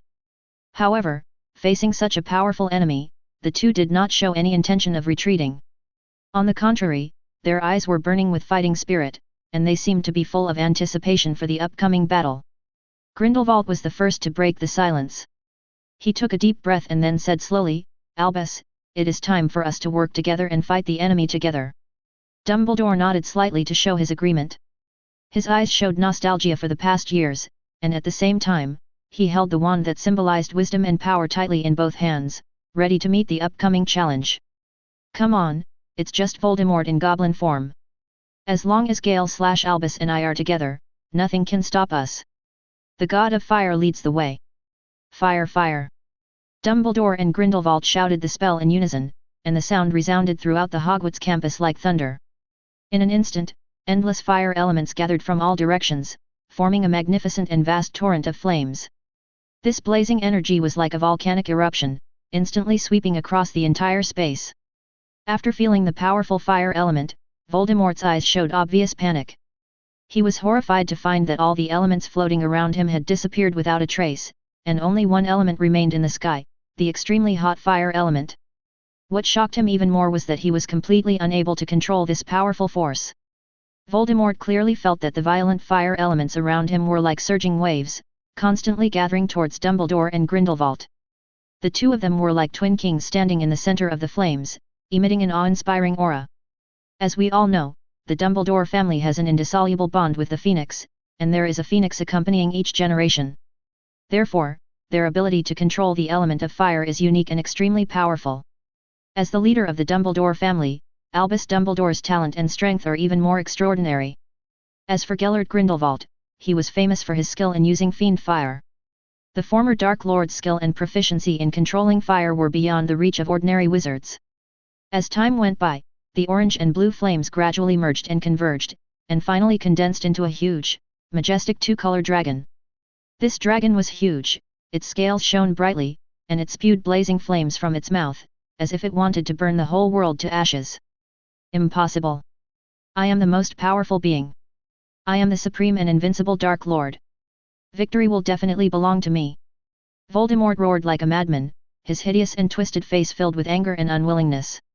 At the same time, the blood in his body flowed out like a spring, quickly gathering into a huge and strange magic circle on the cold and hard ground.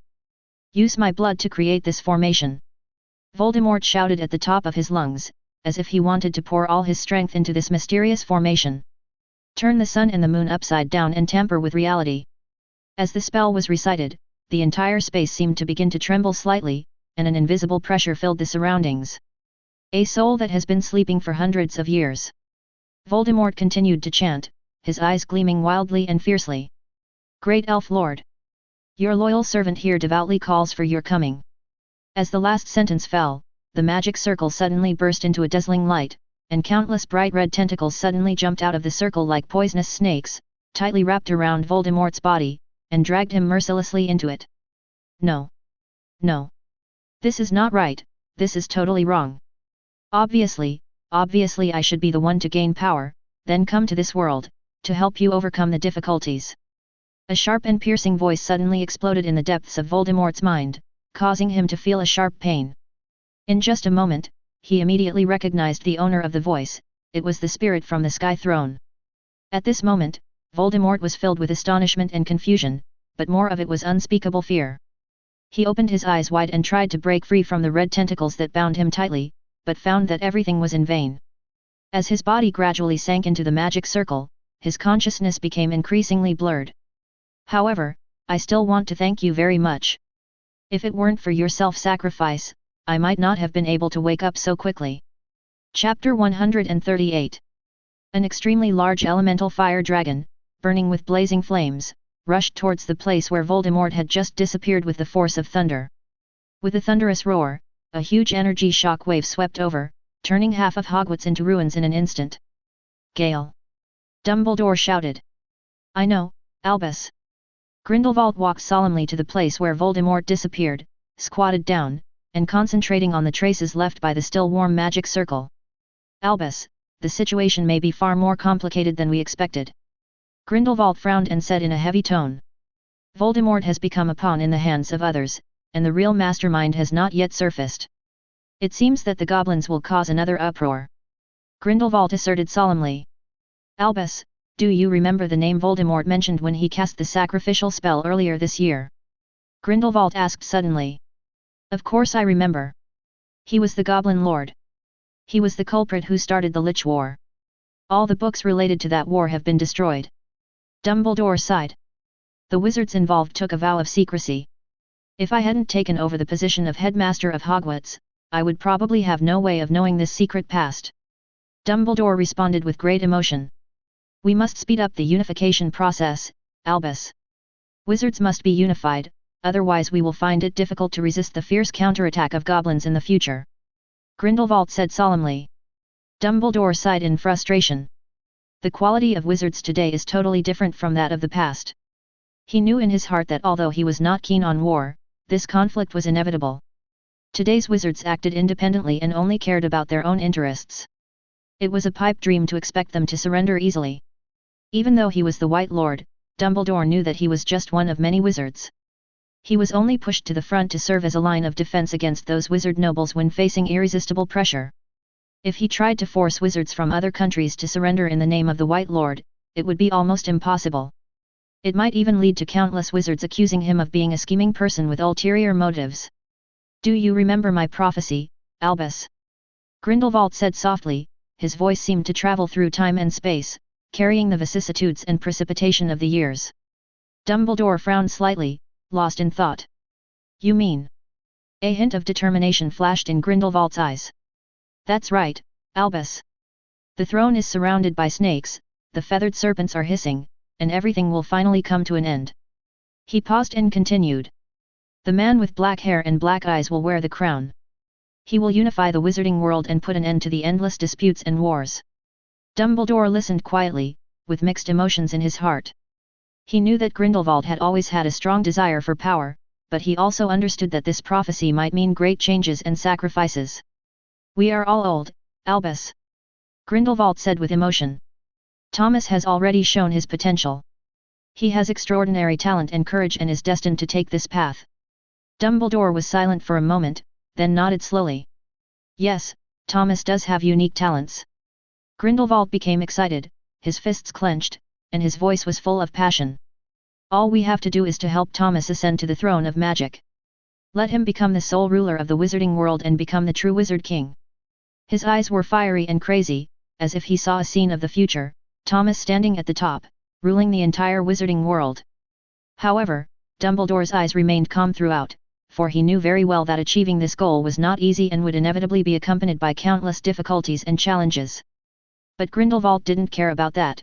He firmly believed that Thomas could succeed, because in the past 4 years, they had witnessed Thomas's growth together and had already regarded him as their own son. For Grindelwald, this prophecy is not only a prophecy about the change of power, but also a dream he has pursued all his life. Now, he has placed his hopes on Thomas, hoping that he can complete his unfinished business for him. Finally, Dumbledore sighed deeply, with endless helplessness on his face. When faced with the difficult choice of sacrificing a few to save the majority, he decided to protect the majority after careful consideration. I will fight alongside you, Gale. I am old and I don't know how much longer I can stand. But in this decisive moment, let us fight together. Grindelwald responded passionately. Albus, I have been waiting for you to say these words for decades. Let us witness together the rise of this new kingdom that belongs exclusively to wizards. Just as the two were talking, a cold voice suddenly came. So, my two godfathers, have you made your decision? They turned around and saw Thomas, whose face was as pale as paper, standing at the corner. Kid, are you okay? Dumbledore hurried forward and asked with concern. Thomas shook his head, indicating that it was nothing serious, just that his magic power was somewhat depleted. Then he added. Besides, everyone is safe. Before the battle even started, I had already arranged for those who were still able to move to safely escort everyone to the Forbidden Forest for refuge. And the centaurs also provided us with a lot of help. P.S. I'll take a day off. Tomorrow. Chapter 139. After hearing Thomas's words, Dumbledore felt relieved and breathed a sigh of relief. When he knew for sure that everyone in Hogwarts was safe, his tense nerves finally relaxed and his heart, which had been hanging for a long time, finally settled down. If the teachers and students of Hogwarts really met with misfortune, then when he died in the future, he really didn't know how to face the 4 founders and successive headmasters of the school. When he thought of this, Dumbledore felt a little scared. It is indeed thanks to those brave men, said Dumbledore with a smile. Thomas, this incident was extremely dangerous. Even though I was not at the scene, I could still feel how thrilling it was. However, you faced Voldemort and his many dark wizards without fear. This heroic and fearless spirit is truly commendable. Dumbledore then praised. For this extraordinary courage, Slytherin House will receive a full 200 points.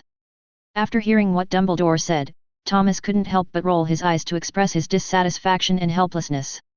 Now that Voldemort is dead, he will not take any action in the short term. However, for Thomas at this moment, the most important thing is not other things, but to concentrate on completing the mission assigned by the system and further enhance his own strength. After all, although this incident is full of many variables and unexpected things, there is no doubt that he did return in defeat. Thomas never tried to cover up or explain away this defeat. In his mind, the line between victory and defeat was clear and could not be confused. All he could do was learn from it and make sure he didn't make the same mistake again in the future if a similar situation arose.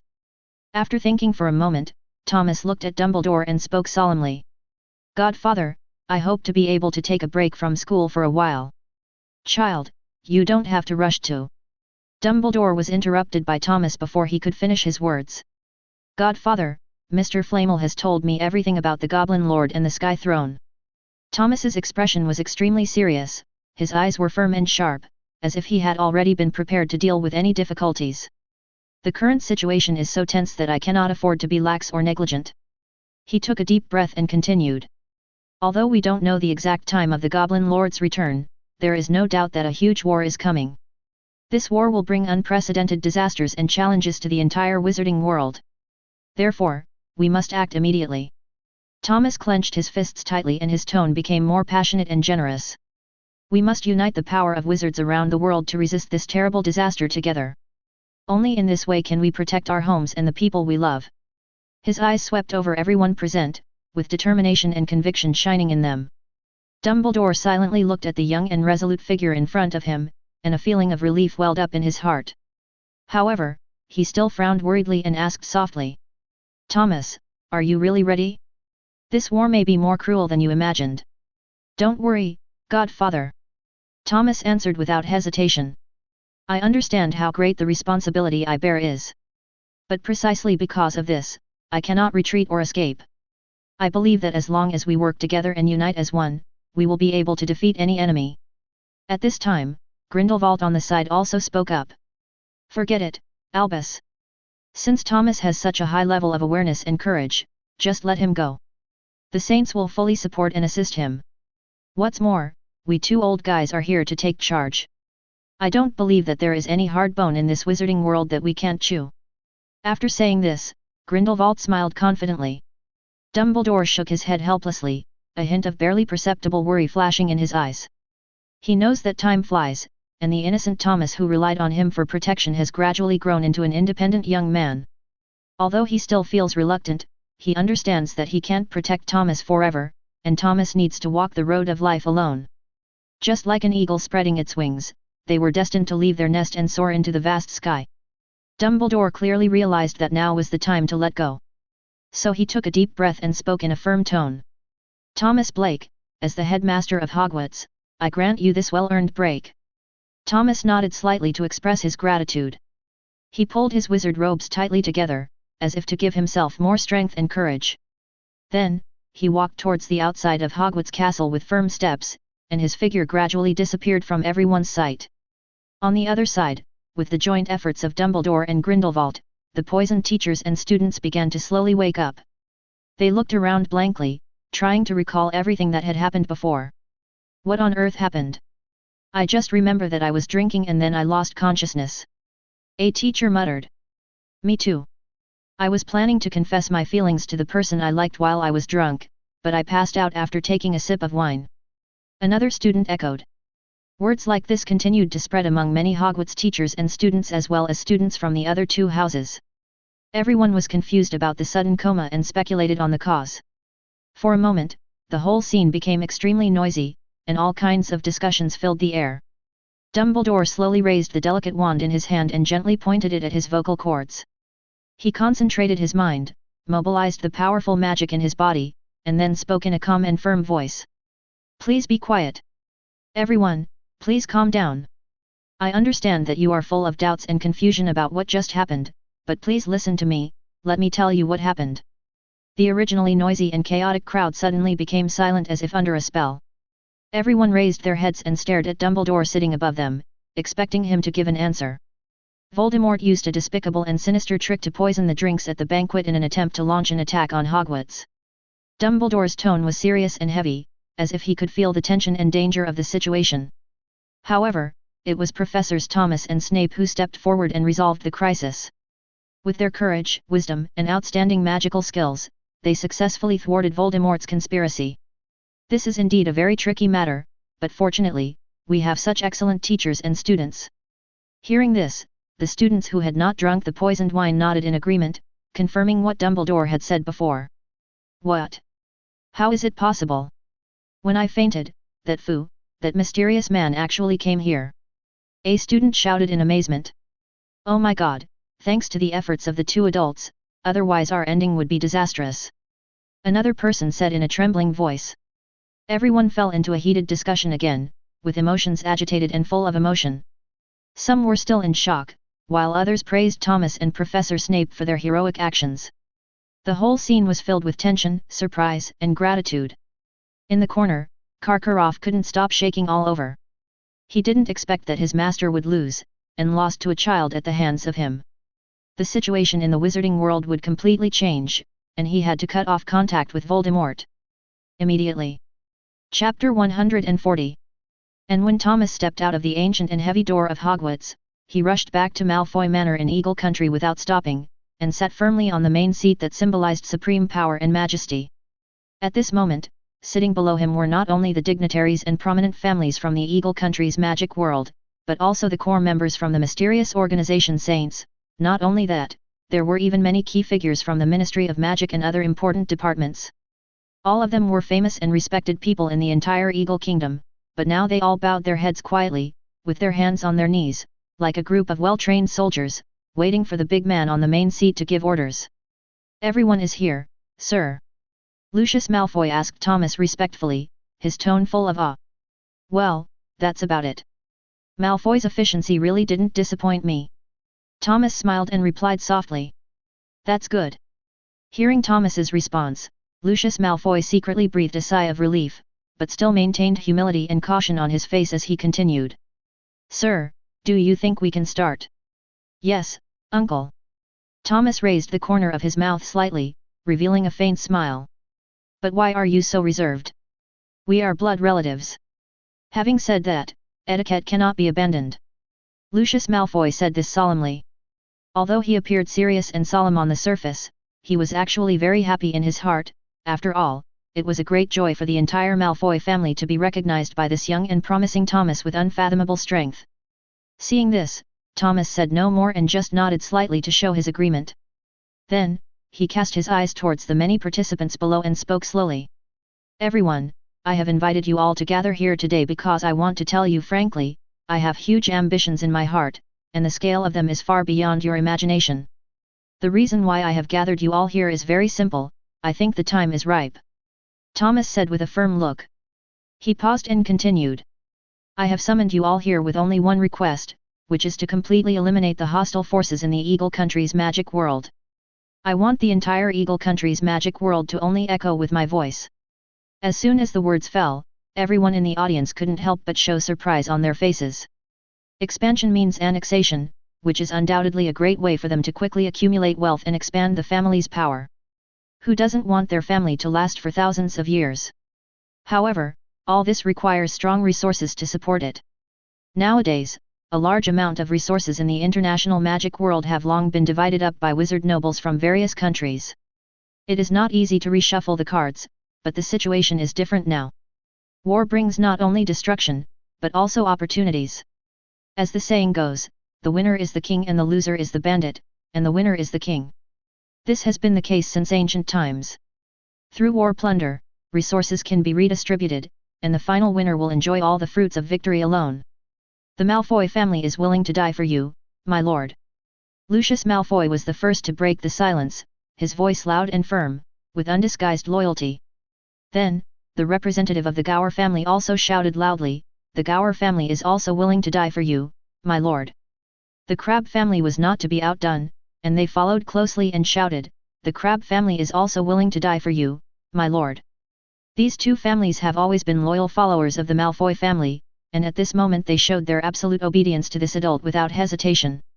This beginning seemed to have triggered a series of chain reactions, and the people below followed suit, shouting out the names of their families one after another, expressing their willingness to follow this adult to the death. The Greengrass family is willing to die for you, my lord. The Parkinson family is willing to die for you, my lord. The Avery family is willing to die for you, my lord. The voices rose and fell, echoing throughout the room. However, in the face of such a passionate scene of loyalty, Thomas's face remained unusually calm. He did not seem to be moved by these oaths, and had his own unique calculations in his mind. In fact, Thomas was not worried at all that what happened today would be reported back to Hogwarts and known to his godfather. In his eyes, the so-called resurrection of the Goblin Lord was undoubtedly a huge disaster for the international wizarding world and all wizards, but for him personally, it was a once-in-a-lifetime opportunity, a great opportunity that could sweep the global wizarding world. Since ancient times, no matter which era or country, if you want to start a war, you must have a reason that can convince everyone. Otherwise, you will become the target of public criticism like Voldemort, and be spurned and condemned by people. However, the resurrection of the Goblin Lord just gave Thomas such a perfect excuse. Seeing that the Goblin Lord was about to revive, in order to maintain the peace and stability of the international magic world and ensure that the daily lives of wizards were not affected, Thomas knew that he had to unite the power of all wizards to resist this unprecedented disaster together. Thomas did not hesitate to label those wizards who dared to refuse to participate in the action as traitors. If anyone questioned this, he would respond righteously, I did this out of consideration for the safety of the wizarding world, but he is unwilling to stand up, so what else can he be but a traitor? Moreover, if wizards from other countries come forward to defend the accused wizards, Thomas can take advantage of the situation and classify these talkative guys as spies. After all, with the advantage of occupying the moral high ground and the banner of justice, Thomas has firmly grasped the legitimate reason to send troops to the magic world of various countries. As for those wizards who agreed but wanted to elect a leader, Thomas could tell them that only those with the bigger fists have the right to speak. Now, both the Black and White Demon Kings in the Wizarding world are his godfathers. Anyone who is dissatisfied with this can choose one of them to have a long talk with all night, and they will surely change their minds. Dividing line ding dong. Congratulations to the host for successfully completing the stage mission, winning the recognition of the entire Eagle Country magic community, and receiving the reward of an increased magic level. As the system prompt sounded, Thomas immediately felt the magic power around him surge like a tide.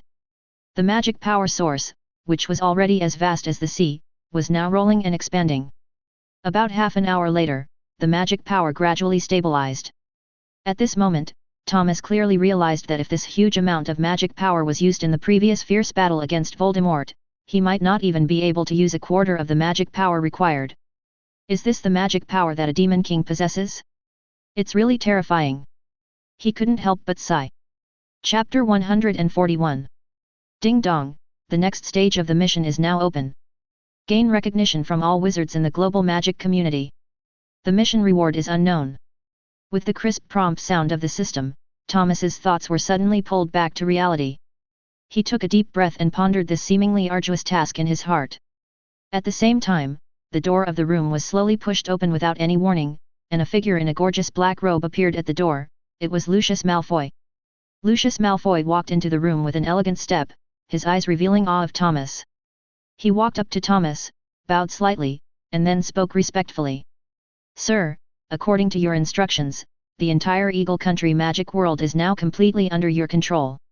All wizards in the country will serve you without hesitation as long as you give an order, even at the cost of their lives. Thomas raised his lips slightly, revealing a satisfied smile. He nodded slightly, expressing his approval of Lucius Malfoy's work. Then, he spoke. Uncle, you and the Malfoy family must have made tremendous efforts to achieve this goal. I will always remember this credit. I will never forget all the contributions made by the Malfoy family for this. Thomas paused, his eyes becoming determined and ambitious. He continued. When the global wizarding world is unified, I will personally create a great kingdom for wizards. The Malfoy family will serve as the pillar of this country, enjoying eternal honor and coexisting with the country. At that time, in front of wizards all over the world, I will solemnly announce that the Malfoy family will be granted the supreme title of Prince. This is really unacceptable. Serving you is the highest honor for our Malfoy family. How dare I ask for any reward? Lucius Malfoy responded hurriedly and fearfully, but in fact he was already ecstatic in his heart. Because he knew very well that once Thomas successfully established the legendary Magic Kingdom, he would ascend the throne and become the king in the eyes of all wizards, the unique Wizard King. And in return for Thomas's firm support, the Malfoy family would also receive an unprecedented honor, being canonized as a prince. This means that from now on, the Malfoy family will be above many other wizard families and become the enviable and admired existence. Although it is not clear yet how many people will eventually be crowned as princes, Lucius Malfoy knows that this number must be extremely limited. He knew Thomas's character very well and knew that the future Wizard King would never easily allow power to be overly dispersed. After all, in this world full of intrigues, only relatives are the most reliable force, which is also the creed that the Malfoy family has always adhered to. No, uncle, this is the honor that the Malfoy family deserves. Thomas smiled and once again presented the tempting pie to Lucius Malfoy, as if telling him, as long as you continue to be loyal to me, greater benefits are yet to come. Lucius Malfoy ate the pancake with great satisfaction and a smile on his face. Then I will take my leave first. Lucius Malfoy said respectfully. Well, that's good, uncle. You really need to take a good rest. As he spoke, he nodded slightly to show respect and concern. At the same time, the Daily Prophet dropped 3 bombshells, with the headlines on the front page being eye-catching. One is about the Dark Lord Voldemort leading a group of Death Eaters to attack Hogwarts, but they were eventually annihilated by Thomas Black. The second one describes in detail the ins and outs of the Goblin Rebellion, and is accompanied by horrifying photos of goblin corpses scattered all over the ground. The third one focuses on the fact that the unification of the Eagle Kingdom's wizarding world has become a foregone conclusion. After the Ministry of Magic has been replaced, everyone can't help but wonder whether Thomas Black will extend his tentacles to other countries. These 3 pieces of news were like 3 shocking bombs that were thrown one after another into the originally calm lake of the wizarding world, instantly stirring up thousands of waves and splashing countless water. For a moment, wizards all over the world fell into panic, because they had realized that the wizarding world was about to usher in earth-shaking changes. In a cave, a group of short fairies dressed in expensive and gorgeous clothes gathered there. Damn it! Dumbledore and Grindelwald actually took action personally. Not a single goblin from Eagle Country was spared. What should we do now? Our story has been published in the Daily Prophet. If the Lord doesn't have a group of wizards who can revive wizards to come to us, we will be in trouble. A goblin said in panic. Brothers, I have asked for leave and the update will be postponed to Monday. I will update as usual today. Chapter 142. Be quiet. How can you be so flustered? How can you behave like a fairy? Have you forgotten the careful training the Lord has given us? The voice came from an elderly goblin elder. His wrinkled skin and aged face told of the long years he had gone through. After hearing this, the goblins, who were originally noisy and chattering, suddenly became silent, and bowed and responded respectfully. Yes, Elder Rawls. Rawls sighed helplessly, knowing that the demise of the Eagle Country fairies would certainly arouse the suspicion of those wizards, but he didn't care about it. Because just a few days ago, he suddenly sensed a mysterious call from the Fairy Lord. At first, he couldn't believe it, but as the powerful magic became clearer, he finally became convinced that the Lord would soon return, and the glorious era of fairies would once again come to the world. Everyone in the world thinks that we monsters are greedy, but that's not true. The truly greedy people are humans, and wizards are even more so. They can be said to be the best among humans. Now a little fellow named Black has emerged among the human wizards. He has unified the magic world of Eagle Country in one fell swoop and is ambitiously trying to expand the territory. But how can those wizard nobles who are pampered and accustomed to enjoying a luxurious life easily give up their own interests to others? Or are they willing to bow down to such a little kid? The answer is obviously no. They will definitely rise up in resistance. But I'm afraid this resistance won't last long. After all, facing such a powerful force, they will eventually choose to surrender. However, this is definitely not the situation we want to see. As we all know, a team of wizards that work together is much harder to deal with than a group of scattered wizards. Therefore, we must make the wizards shed more blood and suffer greater casualties. Only in this way can we ensure a great victory when the Lord comes in the future. Pass on my order and summon representatives of fairies from all countries to discuss matters. A majestic command resounded throughout the cave. On the other side, the meeting hall of the Ministry of Magic of Fa Country was already filled with members of the Ministry of Magic of Fa Country and a group of wizard nobles. Then there was a burst of noise. This can't be true. Fudge is really out. It's incredible. Thomas Black is going to set up a new Eagle Kingdom Ministry of Magic. The members of the Ministry of Magic stared at the Daily Prophet in their hands with astonishment, and started to discuss at once. The originally solemn atmosphere was instantly broken, replaced by chaos and noise. At this time, Roger Lom, the Minister of Magic of the Kingdom of Vanuatu, who was sitting in the first seat, could no longer suppress his inner dissatisfaction. He slammed the table and stood up, shouting angrily. Quiet! Gentlemen, please be mindful of your words and actions at this moment. It is inappropriate to be so noisy. Do you want others to laugh at us? After that, he frowned, picked up the cup of steaming fire whiskey on the table and drank it all in one gulp. The strong liquor went down his throat, turning into a ball of blazing flames that burned down his throat, but it failed to calm the anxiety in his heart. After calming down a little, Rojak continued. War is inevitable, and everyone here should know this. Moreover, this war is backed by two demon kings. If we really start fighting, we have no chance of winning and will almost certainly lose. Therefore, I solemnly propose, surrender. As soon as he finished speaking, the whole audience was in an uproar. However, facing the surprised looks of the crowd, Roger acted very calmly, as if he did not realize that there was anything wrong with his remarks as the Minister of Magic of the Kingdom of Vanuatu. I agree with Minister Rojak. An elderly man spoke slowly. He was wearing a light blue wizard robe embroidered with exquisite golden threads. The badge on his chest showed that he belonged to a prestigious wizard family. At this moment, a power that seemed to be deeply imprinted in the DNA suddenly seemed to be awakened. Then, one voice after another sounded, I agree. I'm joining in too. More and more people expressed their willingness to join the Wizarding Alliance founded by Thomas. In fact, their idea was very simple, war would inevitably be accompanied by death, so why not choose to solve the problem in a peaceful way?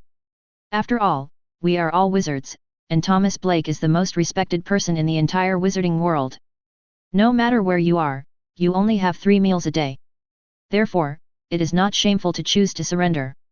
Once the plan was finalized, Roger, the Minister of Magic in charge of the invasion of the country, immediately drafted a letter of surrender and summoned an owl to deliver the letter to Malfoy Manor. However, another minister from the Ministry of Magic had a different opinion after reading the relevant interpretation in the Daily Prophet, Baka. How dare Thomas, this little BD, make our great Ministry of Magic in Japan surrender? You are totally disregarding the law. Do you think you can be so arrogant just by relying on the two old guys behind you? Whether he is the so-called Dark Lord or White Lord, just let him come.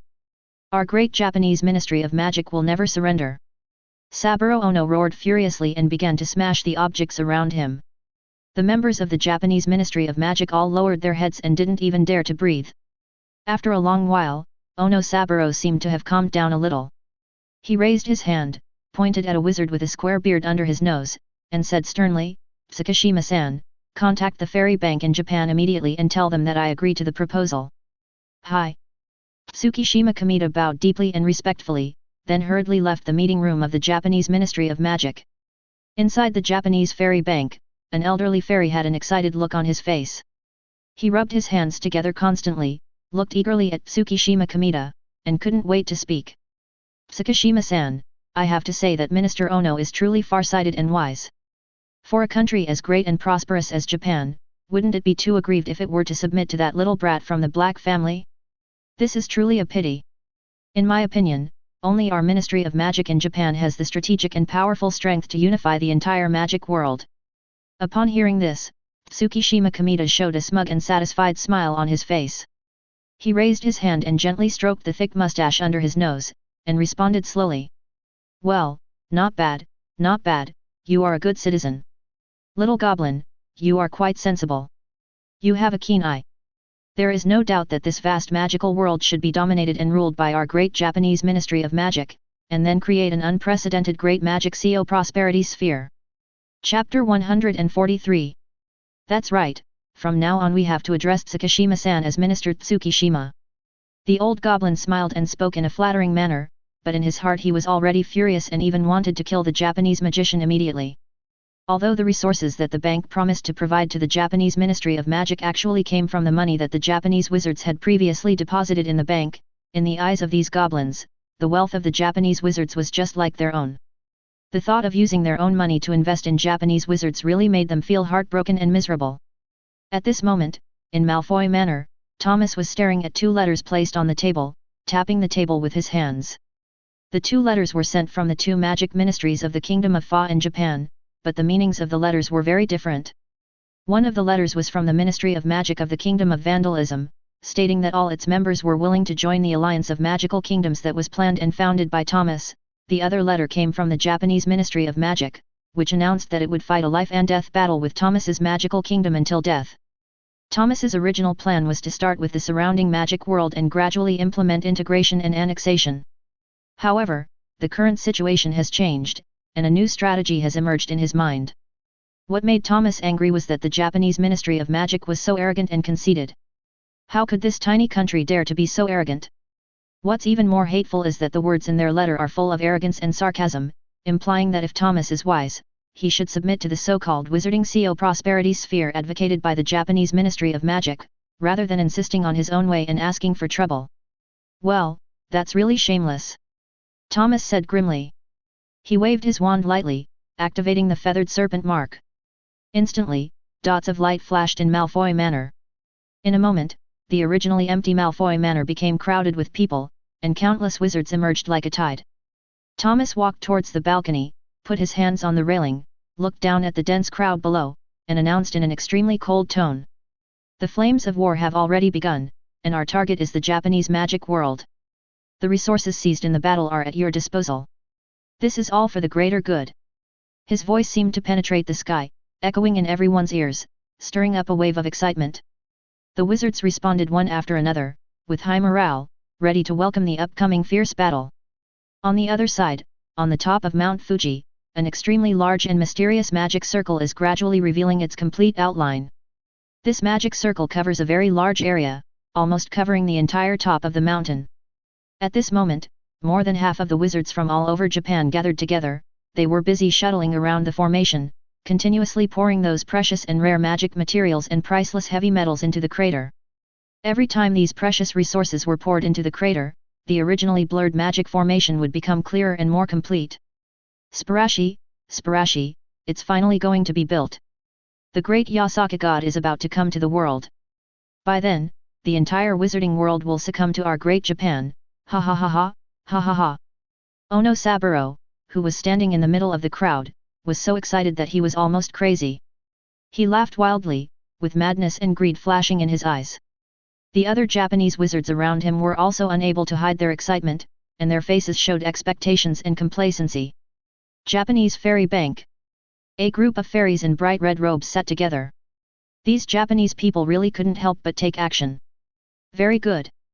As long as they can successfully delay the Magic Kingdom for a while, and wait for the Lord to come, this world will finally belong to us fairies. Finally, I can finally taste delicious human flesh again, ha ha ha ha. A one-eyed old goblin grinned. It was a survivor of a house elf transformation experiment. The level of resentment towards human wizards is extremely high. Quiet. The old goblin sitting at the first seat spoke, and the originally chaotic meeting room instantly became quiet. I have contacted the fairies in other countries and have made contact with Elder Rawls. They will send a group of elite goblins to Japan. We cannot afford to slack off. The closer it is to the Lord's arrival, the more we must do our work well. There is an old saying in Daxia, when the snipe and the clam quarrel, the fisherman benefits. If the Japanese wizards win this time, then forget it. If that brat named Thomas Blake wins this time, we must take action immediately and eliminate the root of the problem. We cannot allow such a young wizard to grow up. According to human age, he is still far from reaching his prime. For the revival of the goblin race, we must not leave this source of disaster behind. The fairy sitting in the first seat said in a cold tone. Also, give those things to the Japanese wizards. I don't want them all to die before the war even starts. Yes, President. A goblin said with a painful look on his face. The sight slowly moves to the vast land of Xia country. In the deep, quiet, peaceful mountains, a Taoist temple complex with a long history and solemnity stands quietly like a giant beast that has been sleeping for thousands of years. Here, there are green trees, birds singing, flowers blooming, mountains and rivers are beautiful, and the environment is so quiet and peaceful that it makes people feel as if they are in another world, completely isolated from the hustle and bustle of the world. Strange, this strange technique is quite interesting. In the Sanking Hall of the Taoist temple, an old man with white hair but a face as tender and lovely as a child was sitting steadily on a cushion. His eyes were closed, and he was motionless like an old monk in meditation. However, at this moment, he suddenly opened his eyes without any warning, and his eyes were shining, as sharp as a sword, and his whole body was filled with a faint but extremely powerful and terrifying aura of oppression. After just a few breaths, the terrifying aura of the old man suddenly subsided, and the surging and restless pressure around him disappeared without a trace in the blink of an eye. P.S. Daxia has a forbidden magic circle, which can also explain why there are no wizards in Daxia. In addition, when Thomas's story unfolds later, after the war in Japan is over, the story will bypass Daxia. This way, when many friends asked about Daxia before, they can clearly know the direction of the storyline. Chapter 144. A shocking and deafening roar suddenly sounded, as if to tear the entire sky apart. Immediately afterwards, an extremely huge feathered serpent suddenly appeared in the sky above Malfoy Manor. This is Kukulkan after he has fully recovered. Now he has awakened a special ability again, his divine blood is boiling. This caused Kukulkan's size to increase dramatically again. It spreads its wings wide enough to cover the sun, moon, and stars, like a moving mountain, giving people an incomparable sense of shock. At this moment, Thomas was sitting steadily above Kukulkan's head, his eyes fixed firmly on flying towards Japan in the east. At the same time, countless wizards from the Magic Kingdom are also gathering in Japan. The upcoming war has attracted the attention of wizards all over the world, because it will directly affect the inner choices of many wizards who are wavering, should they choose to join the powerful Magic Kingdom, or sit back and watch the fire from the other side, or dare to take the initiative to provoke the Magic Kingdom like Japan did. Success. Finally succeeded. Saburo Ono's eyes were bloodshot and his voice trembled slightly with excitement. In order to ensure the final victory of this war, he has been waiting under the magic circle for a whole day and night without sleep.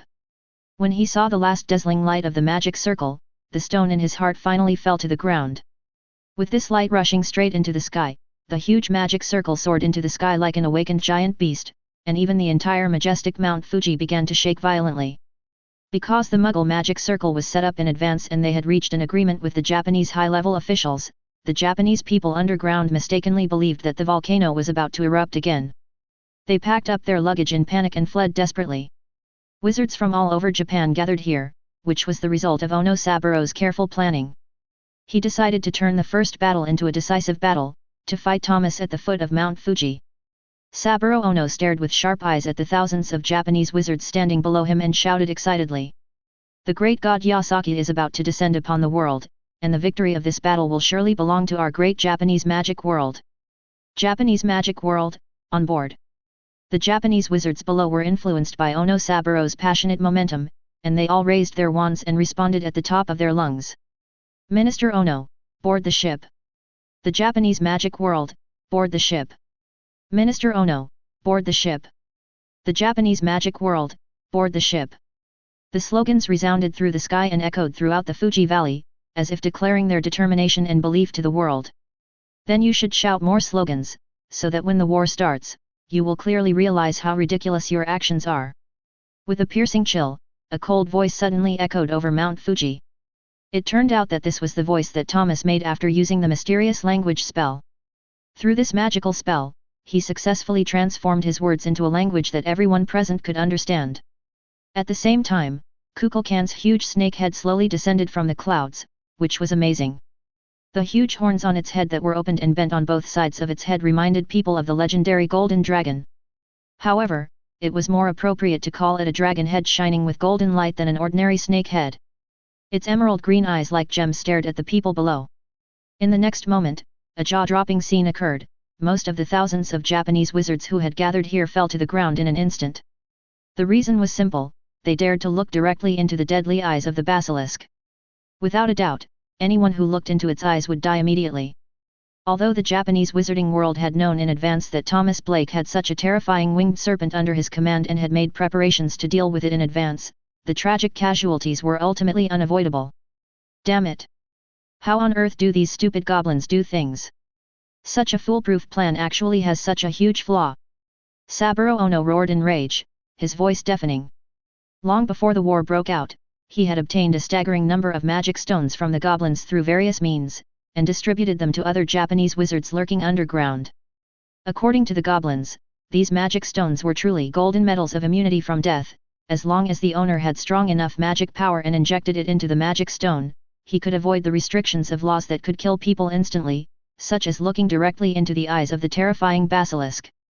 To be fair, the goblins cannot be blamed for this incident, because they were wholeheartedly pursuing the fruits of victory in the subsequent war, so the magic stones they provided to the wizards were absolutely genuine and there was no intention of being perfunctory.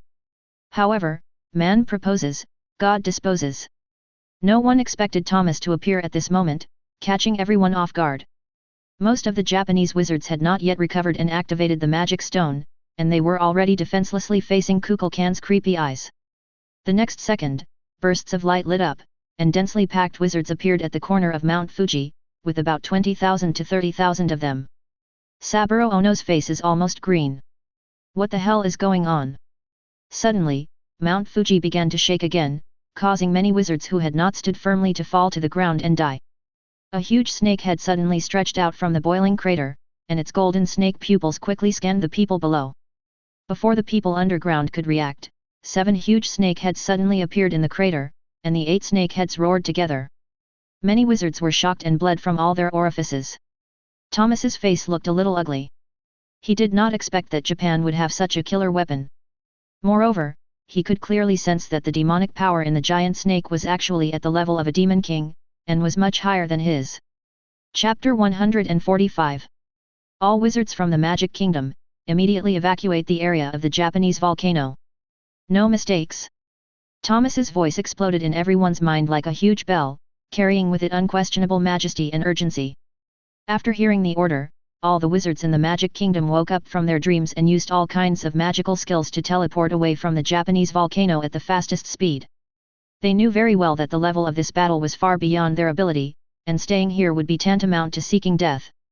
Ha ha ha ha, Be horrified, tremble in fear, this is the truly terrifying strength of our great Japanese magic world.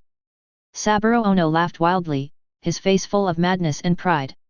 At this moment, he seemed to have foreseen the glorious scene of himself unifying the global magic world. Wizards all over the world would bow down at his feet, worship him, and obey his orders. Ono Saburo turned around abruptly, staring at the gigantic Yamata no Orokai behind him with a look full of fanaticism and obsession, and shouted in a hissing voice, "Go ahead, great Yaki great god, please open your bloody mouth and devour these ignorant guys." However, in the face of Ono Saburo's shouting, the eyes on the 8 huge snake heads of the Yamata no Orokai all showed contempt and disdain. It really couldn't understand how such a weak and humble ant could have the courage to give orders to itself. The Yasaki Orokai let out a deafening roar and its huge body began to move, which made Ono Saburo and other Japanese wizards very excited. As the huge body of Yasaki Orokai slowly moved, the originally calm volcanic ground around it suddenly shook violently, making bursts of dull noises. Then, hideous cracks spread rapidly like a spider web, and boiling magma gushed out from these cracks from time to time, dyeing everything around them a fiery red. However, facing this thrilling scene, the Japanese wizards who were just immersed in excitement could no longer laugh. They looked at the Yasaki Orokai getting closer and closer in horror, their faces full of despair and fear. At this moment, a deafening roar was heard, and the 8 huge snake heads of the Yasaka snake suddenly stretched out, each snake head opened its bloody mouth, revealing extremely sharp fangs. Then, a horrifying scene happened. The Yasaka snake actually swallowed up the Japanese wizards one by one without mercy. Ah, help! Someone save me! Don't eat me, don't eat me!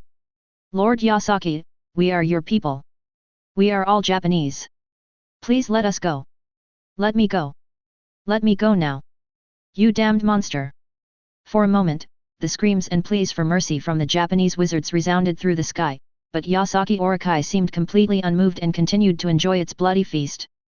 The Japanese wizard team, which had already lost half of its troops in the previous battle, was losing personnel even more rapidly like an avalanche. Finally, some wizards came to their senses and waved their wands desperately, trying to cast various magic spells to stop the Yasaka snake's atrocities. But unfortunately, these efforts seemed so pale and powerless in front of the powerful Yasaka snake and could not cause any harm to it at all.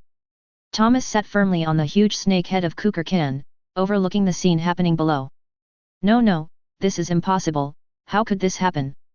Saburo Ono's face was filled with despair, and he collapsed to the ground powerlessly. It was a stark difference from his previous confident and high-spirited appearance. Many Japanese wizards also realized the seriousness of the situation and hurriedly waved their wands, trying to use the art of teleportation to escape. However, it didn't take long for their faces to become stiff. It turned out that in order to prevent the wizards of the Magic Kingdom from escaping, they had deliberately set up a large-scale formation. This formation was activated at the moment when the Yamata no Orokai left the crater. The formation was originally used to trap the enemy, but now it has become a shackle that binds our own people. Just when these Japanese wizards were in a desperate situation, they seemed to suddenly think of something, so many wizards looked up at the sky and shouted loudly, "Lord Black, we are willing to be your subjects, please save us." "Yes, Lord Black, please have mercy. Lord Black, please save us." Ah! Many Japanese wizards looked up at the sky and begged at the top of their lungs, but Thomas's face remained as calm as dead water. Flame! As Thomas's deep voice sounded, Kukulkan suddenly opened its huge mouth, and a steady stream of flames gushed out, pouring onto the ground like a fire dragon. These raging flames quickly gathered into a wall of fire several feet high, like a copper wall and iron wall, once again tightly blocking the retreat of the Japanese wizards. Baga Yalu! Damn black brat! You are a demon who is worse than an animal. It's okay for you to watch someone die without helping him. How can you call yourself a wizard? Many Japanese wizards witnessed this scene and became furious. They started cursing and hated Thomas to the core, and even wanted to tear him into pieces. However, Thomas didn't care about the insults and accusations. Time passed by, and in less than 10 minutes, all the Japanese wizards at the scene were devoured by the Yasaka snake and became its food. Yasaki Orokai stretched out its scarlet tongue and licked the corner of its mouth with an unsatisfied look. Its ferocious face seemed to reveal a humane look of satisfaction. Then, its huge body with 8 heads slowly raised up, and its 18 cold vertical pupils stared upward at the same time, and it spoke in a hissing voice. My insignificant human, I can sense that you have a vast and boundless magical power within you. This group of hateful wizards were originally your mortal enemies. Now that I have eliminated them for you, it is reasonable for us to become allies. If you are sensible, you will immediately remove this damn magic circle and let me go. In this way, everyone will be happy, isn't it great? The Yamata no Orikai's voice was low and hoarse, revealing an indescribable pressure. In fact, it had just escaped from its restraints and its body had not yet fully recovered. Although it seemed to be full of magic power, it was just a bluff. If they really started fighting, the outcome would be hard to determine, and they might even lose to the cunning human in front of them. Oh? That sounds pretty good. Thomas's mouth corners slightly raised, revealing a teasing smile. At this moment, he was hanging high in the air, looking down at the huge beast below, and he was obviously in an absolute advantage. Now, he only needed to find out whether this monster could fly in the sky, and then he could decide the next course of action. Well, now that you've had enough of your last meal, it's time to send you on your way. You are such a madman. How dare you speak so arrogantly? Are you tired of living?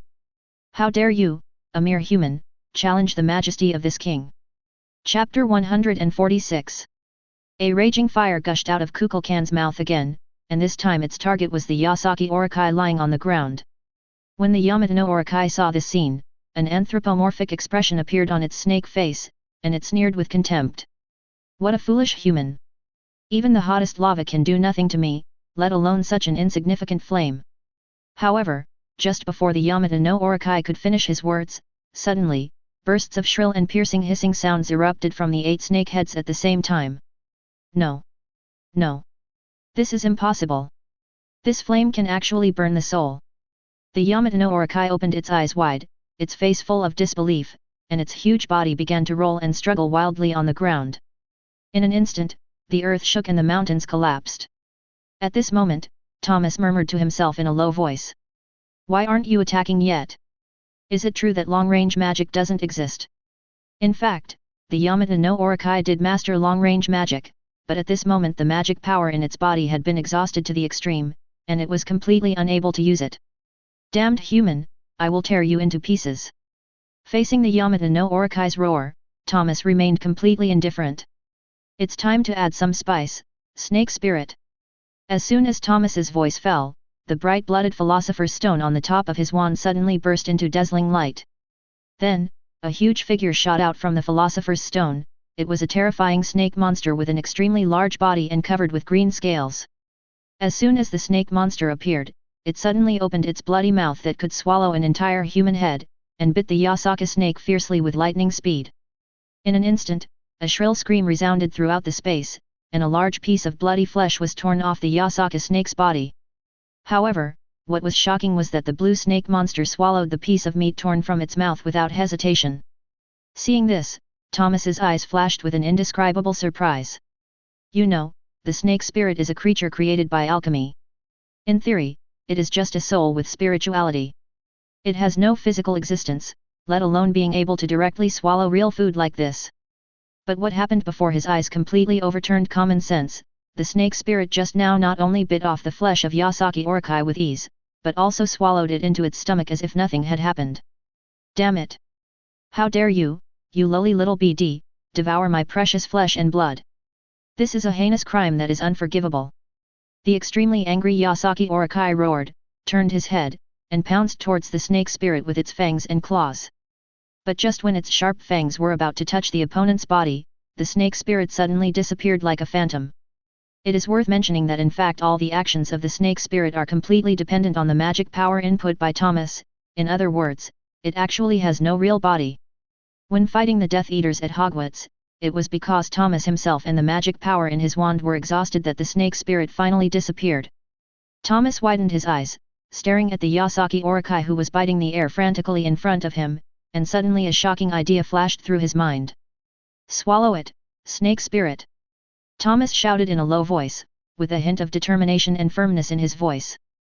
As soon as the words fell, the motionless snake spirit seemed to have received the master's command and instantly became active. It opened its bloody mouth and bit the body of the Yamata no Orokai fiercely, desperately devouring the other's flesh and blood. At the same time, a huge bulge began to swell on the snake spirit's neck. In the next second, the scales and muscles on the protrusion suddenly burst open, and a brand new snake head emerged from it. Thomas, who witnessed all this, was overjoyed. So this is really possible. As long as I continue to let the snake spirit devour the Yamata no Orokai, I can create a brand new Yamata no Orokai that only obeys me. At this moment, the real Yamata no Orokai fell into an unprecedented panic. Watching its body being eaten away bit by bit, it had no power to fight back. It felt like a lamb to be slaughtered, at the mercy of others. It was once so majestic, but now it could only struggle in pain. It was not that it had not thought about escaping, but the raging flames that rained down from its head were like an insurmountable chasm. Every ball of fire hit its soul accurately, bringing it excruciating pain and making it unable to move even a step. Yasaki Orokai was terrified. It had been sealed for hundreds of years, and now it had just escaped for less than half an hour. Was it going to die? It would be better to continue to be sealed. Human. Stop the damned bugs from eating away at me. I am willing to submit to you. Oh? You're willing to submit to me? Thomas asked with interest. Yes, human, I am willing to submit to you. Yamata no Orokai shouted anxiously. At this moment, the snake spirit that was devouring its flesh and blood was gradually showing signs of growing a fourth head, and it was really unable to bear this kind of pain and torture. But I am very unhappy with the way you speak. Thomas raised the corner of his mouth slightly and spoke with a smile. Master, please have mercy on me and stop this thing immediately, my king. The voice of Yamata no Orokai was full of pleading and fear. How dare you arrogantly call yourself king? Thomas's look became more playful. Xiao Bie knows he was wrong, master. The Yamata no Orokai was on the verge of collapse, and secretly swore, as long as this hateful human dared to fall from the sky, he would eat him alive immediately even if he had to use up his last bit of strength. Thomas frowned slightly, looking thoughtful, and spoke slowly. Well, your suggestion does have some merits, but... But what? Master, please tell me clearly. As long as you give me an order, even if it means going through fire and water, I will do my best and will never refuse. Yamata no Orokai was extremely excited, and his voice was trembling. At this moment, he just wanted to escape from this painful situation as soon as possible, both mentally and physically. He was suffering unprecedented double torture. However, Thomas's answer was like a bucket of ice water poured over his head, and his tone was extremely cold. I'm sorry, I can't accept that.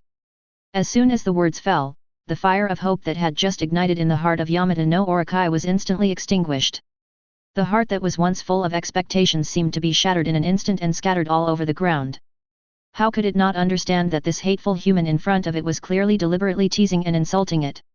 It had finally mustered up the courage to choose to trust a human once, but it didn't expect that what it got in return was such a complete failure and humiliation. Damn it! Damn human, I will never let you go. I will repay you double for today's shame one day. The angry roar resounded through the sky, and Yamata no Orokai's eyes were burning with rage, wishing to tear Thomas into pieces immediately. Chapter 147. Facing the roar of the Yasaki Orokai, Thomas behaved extremely calmly, as if he did not take the other party seriously at all. He just watched quietly as the behemoth in front of him gradually walked towards a slow death. At this moment, the powerful blood of the snake spirit began to undergo amazing changes. The sixth snake head actually broke through the layers of obstacles and emerged from the flesh and scales. Obviously, it would not take long for it to complete the transformation and evolve into a brand new Yasaki Orokai. Damn it! Even if I die today, I will never let you get what you want. A fierce look flashed across the depths of Yamata no Orokai's eyes, and then he activated the extremely precious demon pill in his body without hesitation. In an instant, an extremely violent force gushed out like a volcanic eruption. Thomas also keenly sensed that a huge force was continuously gathering into the body of Yasaki Orokai. Damn! It actually planned to self-destruct. After realizing that the situation was not good, Thomas acted decisively and quickly took the snake spirit back. Although the snake spirit had successfully broken through to the seventh head, it was too regrettable. However, facing such a critical moment, he could only reluctantly abandon his original plan to continue devouring. Thomas immediately urged Kukulkan to fly out. It should be noted that the forbidden magic circle set here only restricts wizards from performing movement magic, and does not prevent them from entering and leaving this place freely. Yamata no Orokai looked at Thomas's back as he rushed away like lightning, and a look of desolation and misery could not help but appear in the depths of his eyes. Forget it. Even if I can't drag this hateful human being to be buried with me, at least I can keep my own body.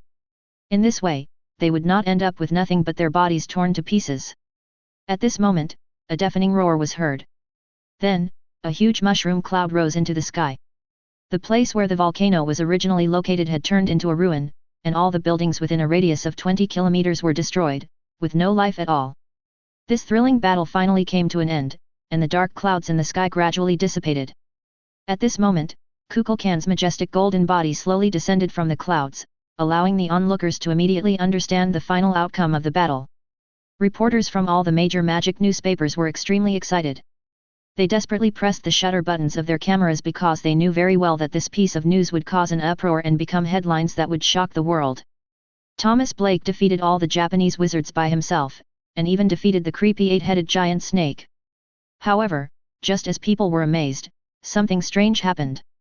Several dazzling beams of magic light suddenly shot out from the ground and hit Thomas fiercely at lightning speed. Fire shield! Thomas tightly grasped the mysterious and powerful magic wand in his hand, and waved it slightly. A dark force swept out like a whirlwind. In an instant, a huge shield burning with black flames suddenly took shape. This indestructible shield was like a solid wall of steel, blocking all incoming attacks effortlessly. Faced with such a terrifying defensive force, the attackers were stunned. Oh no, run! A terrified scream broke the brief silence. A panicked goblin screamed and turned to flee from this dangerous place. However, just as they made a move, dazzling lights flashed one after another. In the blink of an eye, countless wizards in black robes and holding wands appeared around them like ghosts, surrounding the poor goblins. The 20,000 to 30,000 wizards, who were originally outnumbered, now formed an airtight encirclement, trapping just over 100 goblins inside, making them unable to move. How is it possible? They are totally unharmed. A goblin muttered to himself in fear. It stared at the scene in front of it with wide eyes in disbelief. The plan that it had thought it could easily defeat these wizards was completely thwarted, and was replaced by deep despair and helplessness. Damn it! These damn Japanese are just a bunch of rubbish! The other goblin roared angrily, his heart full of resentment and disappointment towards his companions. However, no matter how much he complained, it would be useless at this moment. There were only two options before them, either sit and wait for death, or fight to the death. Many goblins chose the latter, and decided to fight a final desperate battle with the enemy. At this moment, something unexpected happened. Eerie black skull marks appeared above their heads without warning. Avada eats big melon. As a low and cold spell sounded, several dark lightning bolts flashed at an alarming speed. These deadly black lightning bolts mercilessly penetrated the bodies of the goblins, turning them into ashes in an instant and dispersing them in the air with the wind. In a blink of an eye, the goblin who wanted to escape at first was left standing alone on the battlefield, trembling. It stared with wide eyes, watching its companions turn into ashes in a moment, and endless sadness and fear surged in its heart. Chapter 148. I think it's time for us to have a frank talk. Thomas's face was as gloomy as water, and he said this in a cold tone. You know, since ancient times, there has been a saying that those who are not of my race must have different hearts. And for a race like the goblins that had repeatedly launched rebellions, he would naturally not treat them well. There's nothing to say to you, just do it if you have the guts. The goblin was quite tough and responded without any fear. Thomas was not at all surprised by the goblin's reaction. If the goblin had easily revealed all the information, he would have found it hard to believe the authenticity of the information. Reporters from the magic newspaper, please stand up. Thomas's voice was cold as ice. As soon as he finished speaking, several empty seats suddenly appeared in the originally crowded group of wizards, and several reporters from magic newspapers holding cameras stepped out. Meet Lord Black. Several reporters from magic newspapers bowed slightly to Thomas and spoke respectfully in unison. They knew very well that if they showed any disrespect, they would be torn to pieces by powerful spells. At this moment, please quickly pick up your cameras and use your magic to drive your quills to record, because what is about to happen will shock the entire wizarding world. If anyone misses this once-in-a-lifetime opportunity for exclusive reporting, they will probably regret it for the rest of their lives. Thomas said with a gloomy face.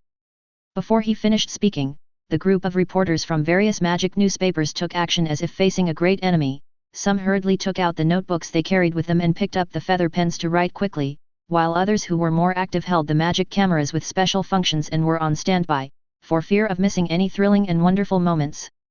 Thomas glanced at these guys who were busy having fun, the corner of his mouth curled up slightly, then he raised his wand above his head and pointed it at the little goblin who was trembling with fear without hesitation.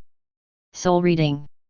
In an instant, a ray of ink-black light shot out from the tip of the staff and struck the poor goblin like lightning. Then, an unexpected scene appeared. The fairy who was terrified just now suddenly became blank and lifeless, with no focus at all, as if the soul had been sucked out of the whole person. "Well, tell me all the truth you know." Thomas's voice was still as calm as water, but it contained an irresistible majestic power, as if he did not feel the slightest bit uncomfortable about casting Lepidopteryx, one of the 3 unforgivable curses, in front of so many people. "My name is Kokubo, and I belong to the 4th Squad under the Fairy Battle Brigade. I came here today to follow the orders of the Council of Elders and to clean up this battlefield. No matter which wizard wins this fierce battle, the final outcome will be death, because the only ones who can laugh last are us fairies, and fairies are the real masters of this world. And that great lord is about to be reborn into the nirvana. This time no one can stop us from moving forward." At this moment, Kubo told the inside story he knew with an expressionless face. "So, the resources that the Japanese wizards have this time are all provided by you?" Thomas asked curiously. "Good." But Kubo snorted coldly, his face showing contempt. "Those damned guys, they have such a precious resource but still have done nothing. It's such a waste." Before he could finish his words, the whole scene fell silent, and the expressions of all the wizards became serious and heavy again. Obviously, what Kubo meant was very clear: the resources needed for this war were all provided by the goblins. However, do the defeated goblins really have the so-called resources? The answer is of course yes, but the quantity is definitely limited. In this way, it is self-evident where the other resources come from. It comes from the mysterious Goblin Bank. The goblins actually used the wizards' money and resources to fund the fight between wizards. The pure-blood Hui people's own treasure house has strict security measures to prevent accidents, but who can guarantee that it is foolproof? As for those ordinary civilian wizards, it is even more miserable. They don't even have basic protection measures. There is only a door and a simple unlocking spell. This undoubtedly makes it easy for the goblins to plunder. At this moment, the wizards in the field looked pale and felt extremely heavy. Thomas originally wanted to ask about the exact location of the Goblin Elder, but Kubo was evasive and vague, and it was obvious that he had no idea about the Elder's specific location. In this case, Thomas simply made a quick decision and used a trick to kill the Goblin Elder, so that he could be completely freed. As the night fell, the Magician's Daily of major media rushed to publish this shocking news report. In a blink of an eye, the front of the Goblin Bank in the magic world of various countries was crowded with wizards. The reason they gathered here was obvious: they were asking for a refund. The goblins who were busy collecting money were now as pale as paper. This not only meant that they had to return the precious treasures, but even worse, when the wizards learned the truth, they would never let the goblins go easily and let them walk out of the bank safely. Then, a fierce war between wizards and goblins that swept the world began. Dazzling magic lights flickered inside goblin banks in every country's magic world. The blood, slaughter, and war have become the theme tune of every magic field. At the same time, Thomas also arrived at the Goblin Bank in Eagle Country. Compared with the wizarding world in other countries, the situation in Eagle Country is slightly different. Since Dumbledore and Grindelwald had thoroughly cleaned up the goblins here in the early years, the bank that was once bustling and crowded now seemed unusually deserted and depressed. The mottled, dried bloodstains, and the broken and unrecognizable stools and chairs all tell how cruel and ruthless that thrilling and brutal war was. However, Thomas did not come here to witness the shock and sadness brought by this ruined scene. He shoulders an important mission: to find the mysterious fire dragon hiding in the underground cave. At this moment, time is running out and every second counts. It turned out that the evolution of the snake spirit was at a critical stage, but unexpectedly, the Yamata no Orokai chose to self-destruct, making the key genetic elements that were originally expected to be obtained vanish. Faced with such a dilemma, Thomas could not help but fall into deep thought. Since the snake spirit can devour the Yamata no Orokai to achieve a breakthrough, can it also include the fire dragon in its food chain? This thought is like a fire, igniting a raging fire in Thomas's heart. An unprecedented bold idea gradually took shape in his mind. If the plan was successfully implemented, it might open up a new evolutionary path for the snake spirit that was full of infinite possibilities. Thinking of this, Thomas's eyes flashed with a firm and resolute light, as if he had seen the dawn of victory in the future. Chapter 149. Thomas held the mysterious and powerful wand tightly in his hand, waved his arm vigorously, and chanted an ancient spell. In an instant, an invisible force gushed out from the top of the wand, sweeping through like a surging torrent, clearing away the surrounding obstacles. He took firm steps and walked towards the depths of the underground cave without hesitation. Every step was filled with determination and courage, as if he was going to uncover the secrets hidden in the darkness. When Thomas saw the card in his memory, he could not help but feel emotional. Once upon a time, he was a freshman who was full of curiosity about the magic world. He embarked on an unknown journey in this cart. Now, he has gone through many hardships and successfully unified the magic world of the Three Kingdoms, becoming a legendary figure admired by everyone. However, time flies, things change and people change, and a faint melancholy inevitably arises in my heart. As Thomas went deeper, the air around him gradually became hotter. Not long after, he came to a huge underground cave. Suddenly, the originally silent space was broken by a low roar. A huge fire dragon was seen squatting on the ground, with its eyes closed, as if it was sleeping. At this moment, the dragon suddenly opened its huge eyes, and its golden pupils were like burning flames, locking onto Thomas's direction. It exhaled 2 streams of burning air from its nostrils, and opened its mouth to let out an earth-shattering roar. The deafening roar echoed throughout the underground cave, as if it was going to devour everything. Facing such a shocking scene, Thomas seemed unusually calm. He thought to himself, this fire dragon is quite extraordinary. In comparison, the fire dragons in the 3-school competition were as insignificant as children. The behemoth in front of him truly demonstrated the majesty and dominance of the dragon. Then let us kick off this fierce battle. Thomas shouted and uttered a spell. Fire, fire. Then, a blazing flame as black as ink burst out from the magic wand in his hand, and instantly ignited everything around it. The black flame seemed to have life, and quickly transformed into 4 huge black dragons with hideous faces and bared fangs and claws, tightly wrapping around the limbs of the fire dragon. The pain of being burned by the black flames penetrated deep into its bones, and the fire dragon let out a series of shrill roars. It flapped its huge wings desperately, trying to break free from the 4 black dragons. However, no matter how hard it struggled, it could not get rid of this powerful bondage, and could only watch itself gradually fall into despair. Now it's your turn. Enjoy it, snake. Thomas raised his lips slightly and spoke softly. At the same time, the magic wand in his hand flashed a dazzling scarlet light again. In an instant, a slender, 7-headed terrifying snake spirit emerged from the light and rushed towards the trapped fire dragon at an astonishing speed. The harsh sounds of biting and chewing and the miserable wailing of the fire dragon came one after another, reflecting each other in the deep and dark underground cave, as if a thrilling symphony was being performed. However, Thomas stood quietly by the side, watching the bloody scene in front of him without saying a word. The ground was covered with scarlet, boiling dragon blood, which flowed freely and even splashed on the walls and ceiling. If Professor Snape was there to witness this, he would surely feel heartbroken and grief-stricken. As time went by, the snake spirit's body began to undergo miraculous changes.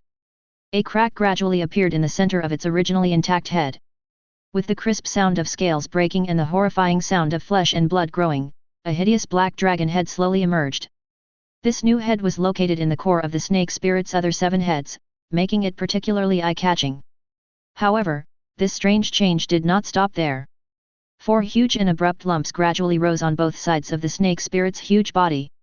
These lumps continued to expand and grow, and eventually turned into 4 extremely thick legs, as if they contained endless explosive power. Its sharp claws left deep scratches on the hard ground, which was shocking. At the same time, a certain part of the snake spirit's back began to swell slowly. Then, 2 extremely sharp skeletons pierced through the skin and quickly stretched out, forming a pair of huge bat wings. With a roar that shook the world, the transformation finally came to an end. At this moment, the snake spirit in front of him no longer existed, it should now be called the 8-headed dragon spirit. After such a transformation, the new form of the 8-headed dragon spirit successfully achieved a qualitative leap in terms of race. The pressure emanating from it at this moment was already vaguely capable of competing with Kukulkan. With such a powerful 8-headed dragon spirit as a helper, Thomas undoubtedly had great confidence in the future development of the situation. The next morning, when the sun was shining across the earth, Thomas, in the name of the Magic Kingdom, issued an ultimatum to the wizarding world of various countries: either choose to submit or face a catastrophe. What happened in the Japanese magic world was like a wake-up call, alerting the magic worlds of other countries. The Magic Kingdom won the battle alone with 0 casualties, and this record made the magic worlds of most countries lose confidence in competing with it. In addition, the magic communities of various countries fought fiercely with the Goblin Bank to regain their own property, but not all wizards won the battle. Most forces suffered heavy losses, and some were even forced into a counterattack by the goblins of the Goblin Bank due to their weak strength. Letters of help and surrender came in like snowflakes, piling up on Thomas's desk. Lucius Malfoy was busy reviewing them carefully. Faced with these applications, Thomas usually chose to agree. With the arrival of the Magic Kingdom, the magic world that was originally at a disadvantage also mustered the courage to blow the horn of counterattack. In the deep and dark cave, a group of goblins with serious and solemn expressions sat together. They were silent, and the air was filled with tension and grief. The losses caused by this battle are simply incalculable. The goblins, which were already scarce in number, were reduced by at least half after this war. Goblins from various countries sent distress signals to the headquarters, but due to various restrictions, the goblins could not openly launch rescue operations like wizards. In desperation, they could only secretly plan a smuggling plan, trying to gradually gather the goblins trapped in the magic world and find opportunities to break out and escape in order to preserve precious manpower. Everyone is looking forward to the early resurrection of the Goblin Lord so that he can have the final life and death duel with the wizards. However, at this moment, the Goblin Elder Rawls did not show up at the headquarters. He came alone to the dead land that Voldemort had set foot on before. It was desolate and lifeless, as if it was a corner forgotten by time. Rawls stood silently on this land, with a complex emotion in his heart. He knew that the Goblin Lord was sleeping here. Chapter 150. Great Lord, please grant me your divine will. The poor fairies are now in a desperate situation and cannot extricate themselves. Rawls knelt on his knees and shouted in awe at the barrier. In the next moment, the originally silent space suddenly became violently windy, with a deafening whistling sound. Then, a strange whirlwind suddenly rose, and there seemed to be some mysterious power hidden in the wind. As the whirlwind gradually subsided, a vague and looming figure slowly emerged. This figure was completely different from an ordinary goblin, and its body was as tall as an adult. Not only that, his body is not as slender and weak as other goblins. Instead, he appears to be exceptionally strong and solid, with clearly visible muscle lines, as if containing endless power. Rawls, I haven't seen you for hundreds of years. You have become so old. The goblin shadow said in a low and hoarse voice. Hearing this, tears welled up in Rawls' eyes and he could hardly contain his excitement. My lord. These 4 words contain too many complex emotions, including nostalgia for the good old days, as well as relief and liberation after long-term repression.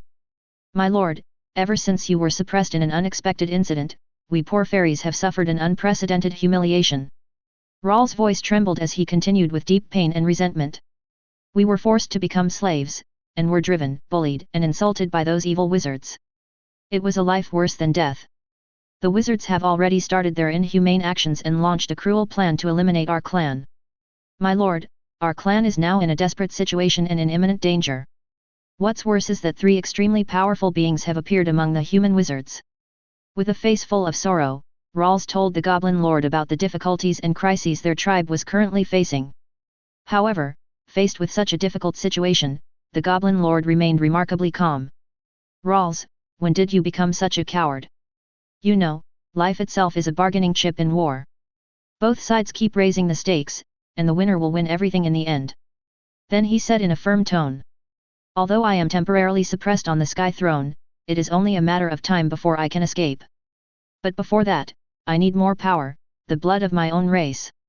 Hearing this, Rawls couldn't help but tremble all over and asked in a trembling voice. Blood of the same race? Lord, do you mean? He really couldn't imagine that the Lord whom he had always admired and worshipped would say such a thing. However, before Rawls could recover from his shock and confusion, the next words of the Goblin Lord completely shattered his only remaining fantasy. Rawls, instead of letting those innocent fairies die in vain, it would be better to make their deaths more valuable. Just like those brave and fearless martyrs who risked their lives to pursue the great cause of the goblins, their sacrifice is worth it. It can be said that they died for a good cause. The voice of the Goblin Lord was cold and merciless, as if those dead lives were nothing more than insignificant ants. Hearing this, Rawls clenched his fists, his nails digging deeply into his palms, but he quickly loosened his fists and sighed helplessly. I will do my best to carry out your orders, Lord. Please rest assured. That's great, Rawls. You should understand that among all the fairies, you are the only one who is deeply trusted by the king. The Goblin Lord nodded with satisfaction, and then tempted, one day in the future, when we successfully conquer the entire world, we will still need your power to consolidate our rule. By then, let us climb to the top of this world together and overlook the endless magnificent scenery. The Goblin Lord kept painting beautiful blueprints for Rawls, drawing one big pie after another. However, no one knew what the Goblin Lord said to Rawls at the end of the conversation. Rawls staggered and walked out of the silent place in a trance, with a look of determination and ferocity in his eyes. With Rawls' return, goblins from the global magical world began to return in an orderly manner. However, the number of goblins in the fairy headquarters has never increased. For some unknown reason, once the goblins from the magical world of various countries return to the headquarters, they will be immediately divided. Some lucky fairies will be valued by the fairy elder Rawls and sent to carry out secret work that can change the fairy clan. On the other hand, Thomas's magic kingdom is becoming more and more grand, and the magic community around the world has joined this kingdom. A grand founding ceremony is about to begin. Thomas, the Wizard King, will be crowned and enfeoff his followers. Hogwarts. Oh my god, did you know that my cousin is going to establish a magic kingdom? Wizards all over the world will have to respect my cousin. Malfoy said excitedly. Hey, what's so strange about this? My lord is already above everyone else. And the battle in the Japanese wizarding world, what a pity.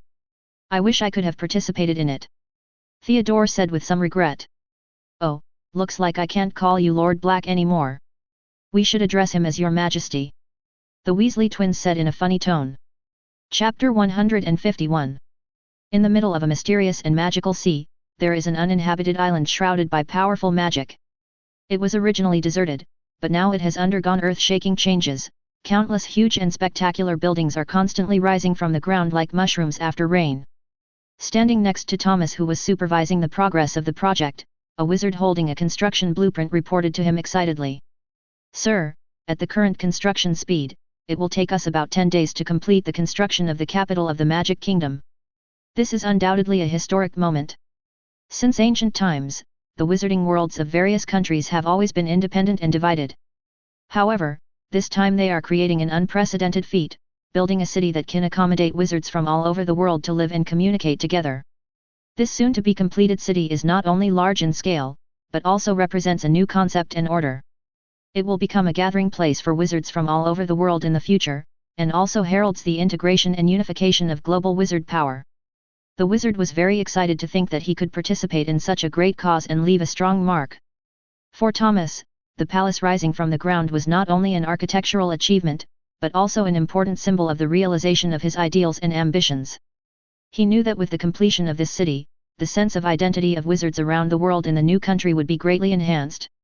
The system reward at the global stage became what he was looking forward to the most. What kind of amazing power or opportunity would this reward bring?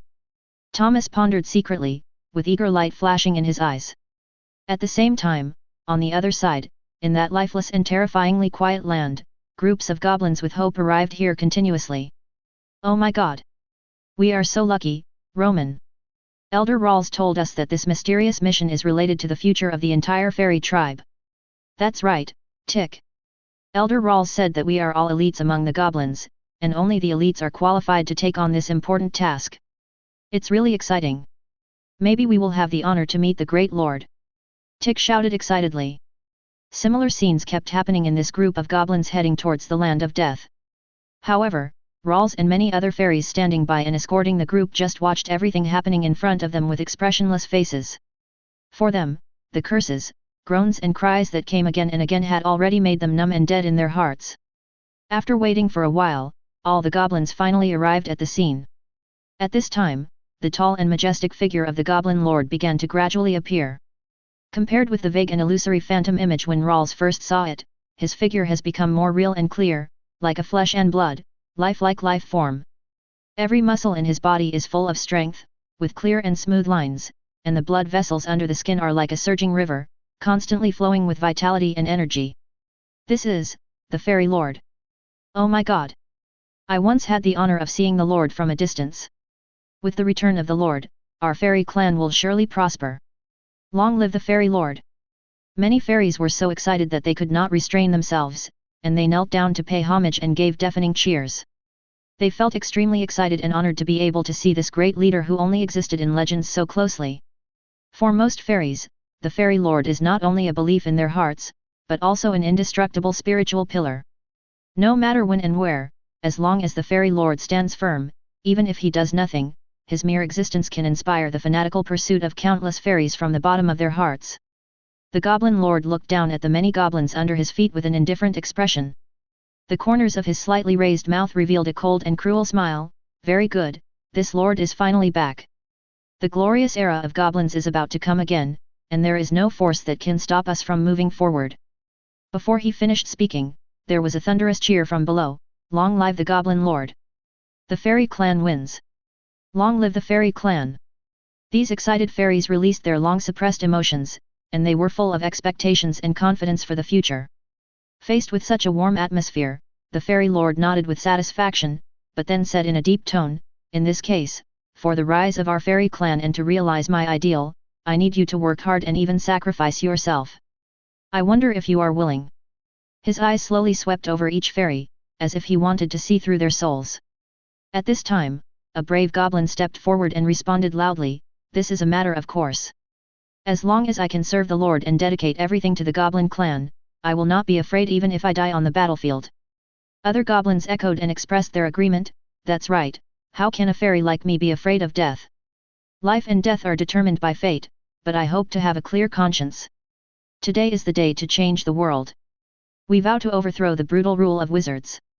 The goblins were excited, their faces filled with enthusiasm and determination. They knew that the road ahead was rough and bumpy, but they had no intention of retreating, and were willing to use their lives to defend the dignity of their race and pursue freedom and equality. In this land of boiling blood, a great reform was carried out. "Oh? Is that so? Ha ha ha ha ha!" The Goblin Lord laughed wildly. His hideous and distorted face made people shudder.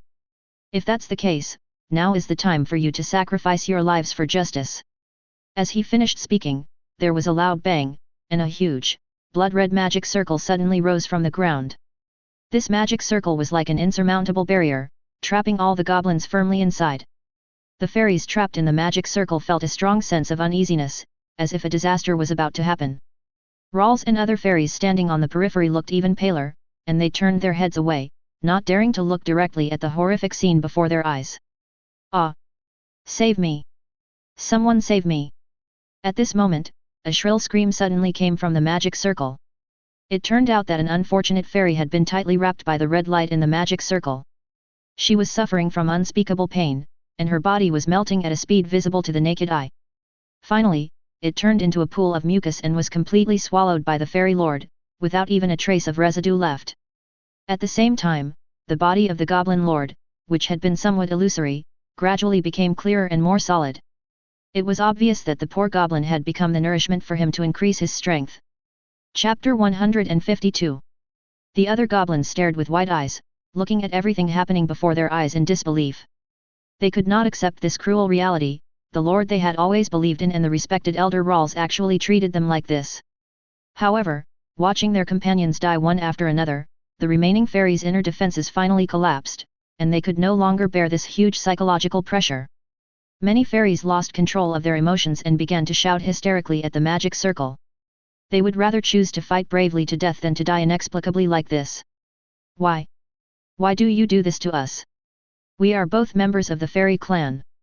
Elder Rawls, please save me! Save me!" The miserable cries continued to rise and fall. Facing this tragic scene, Elder Rawls turned his head away, as if he was afraid to face this tragic scene. After a while, the crying and shouting gradually stopped, but at this time, the numerous goblins that were originally standing densely in the magic circle had all disappeared, becoming victims of the Goblin Lord's nutrition absorption. As time went by, the figure of the Goblin Lord, which had originally seemed illusory, gradually became more solid, and finally turned into a real individual standing there. The Goblin Lord had a hideous face, especially his eyes that flashed with cold light, which made people shudder. He stretched out a tongue covered with sharp barbs and emitting a fishy smell, and gently licked his cracked lips. Then he spoke in a sinister voice, "Their sacrifices are all worth it, Rawls. By absorbing the blood and soul power of these humble lives, I can clearly feel that my own strength is constantly gathering and strengthening. I believe that it won't take too long before I can completely break free from the shackles imposed on our clan by the Sky Throne."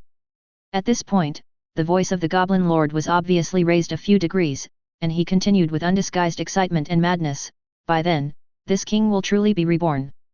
And as long as we successfully eradicate the remnants of those hateful wizards, those other stupid and incompetent mortals will not be a problem for us. After all, this vast world will eventually belong to our Goblin clan. In time, after years of precipitation, the Goblin clan will surely become more powerful and prosperous."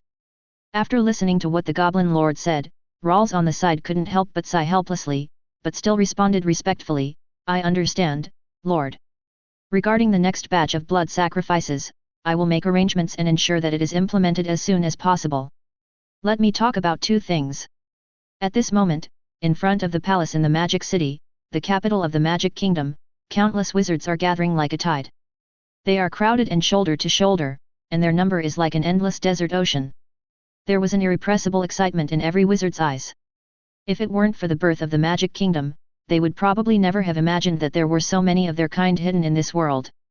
A group of wizards from the law enforcement team, dressed in black high-collared uniforms with golden flying snake badges embroidered on their chests, stood straight around the palace like sculptures, with serious and focused expressions, meticulously maintaining order at the scene.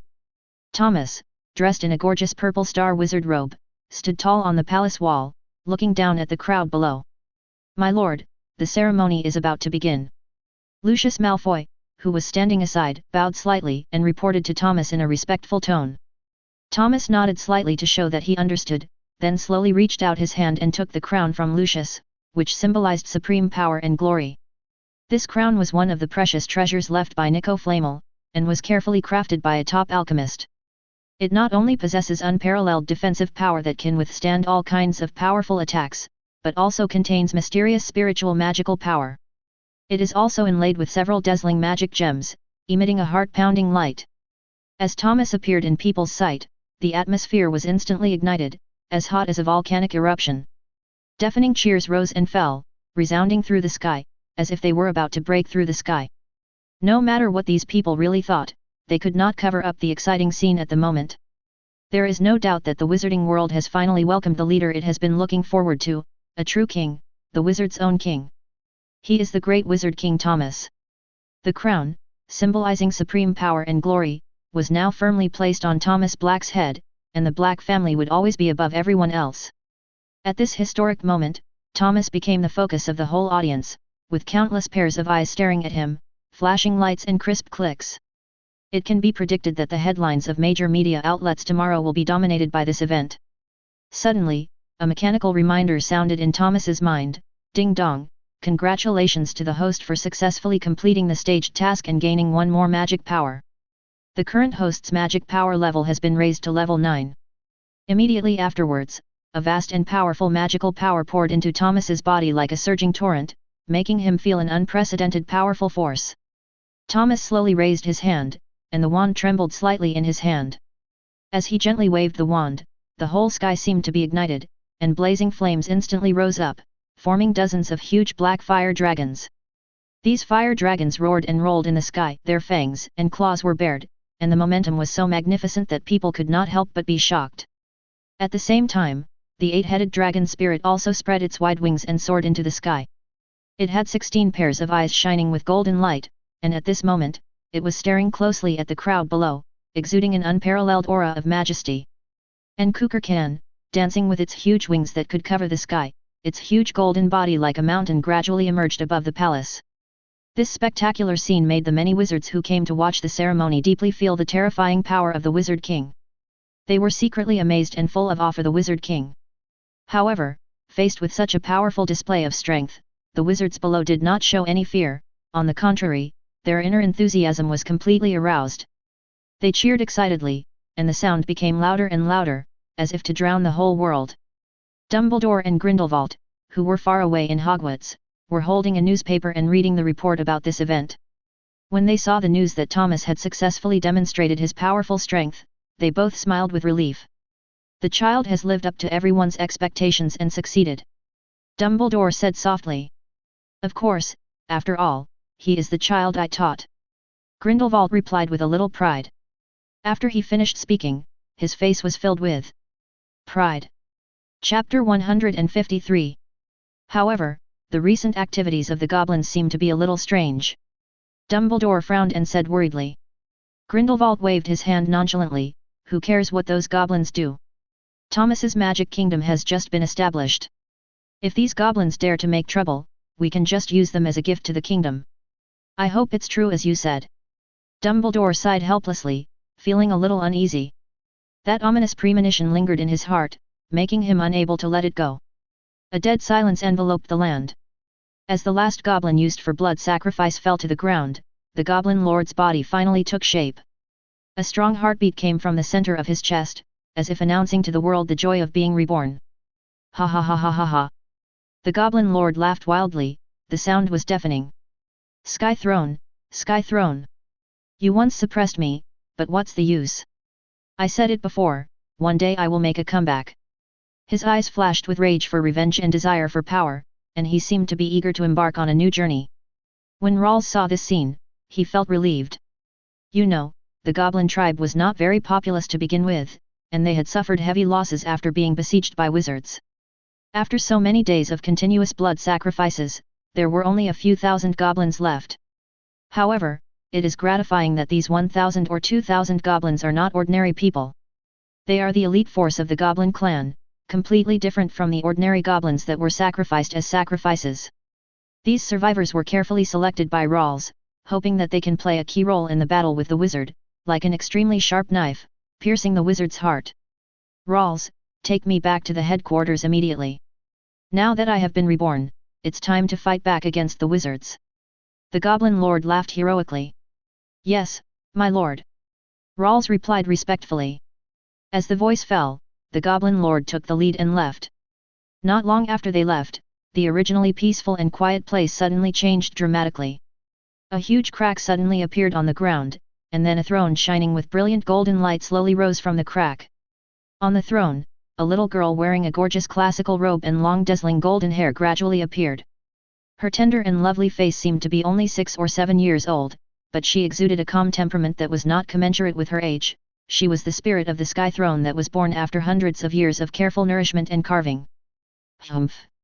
Damn dead bat, you actually thought you could wipe me out so easily? Don't you even think about who I am?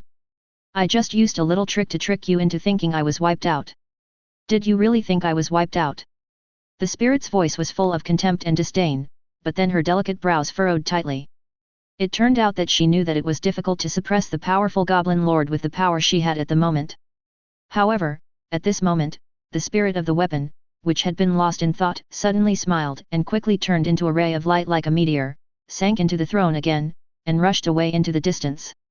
At the same time, in the palace of the capital of the distant Magic Kingdom, Lucius Malfoy was rapidly processing mountains of documents with a tired face and bloodshot eyes.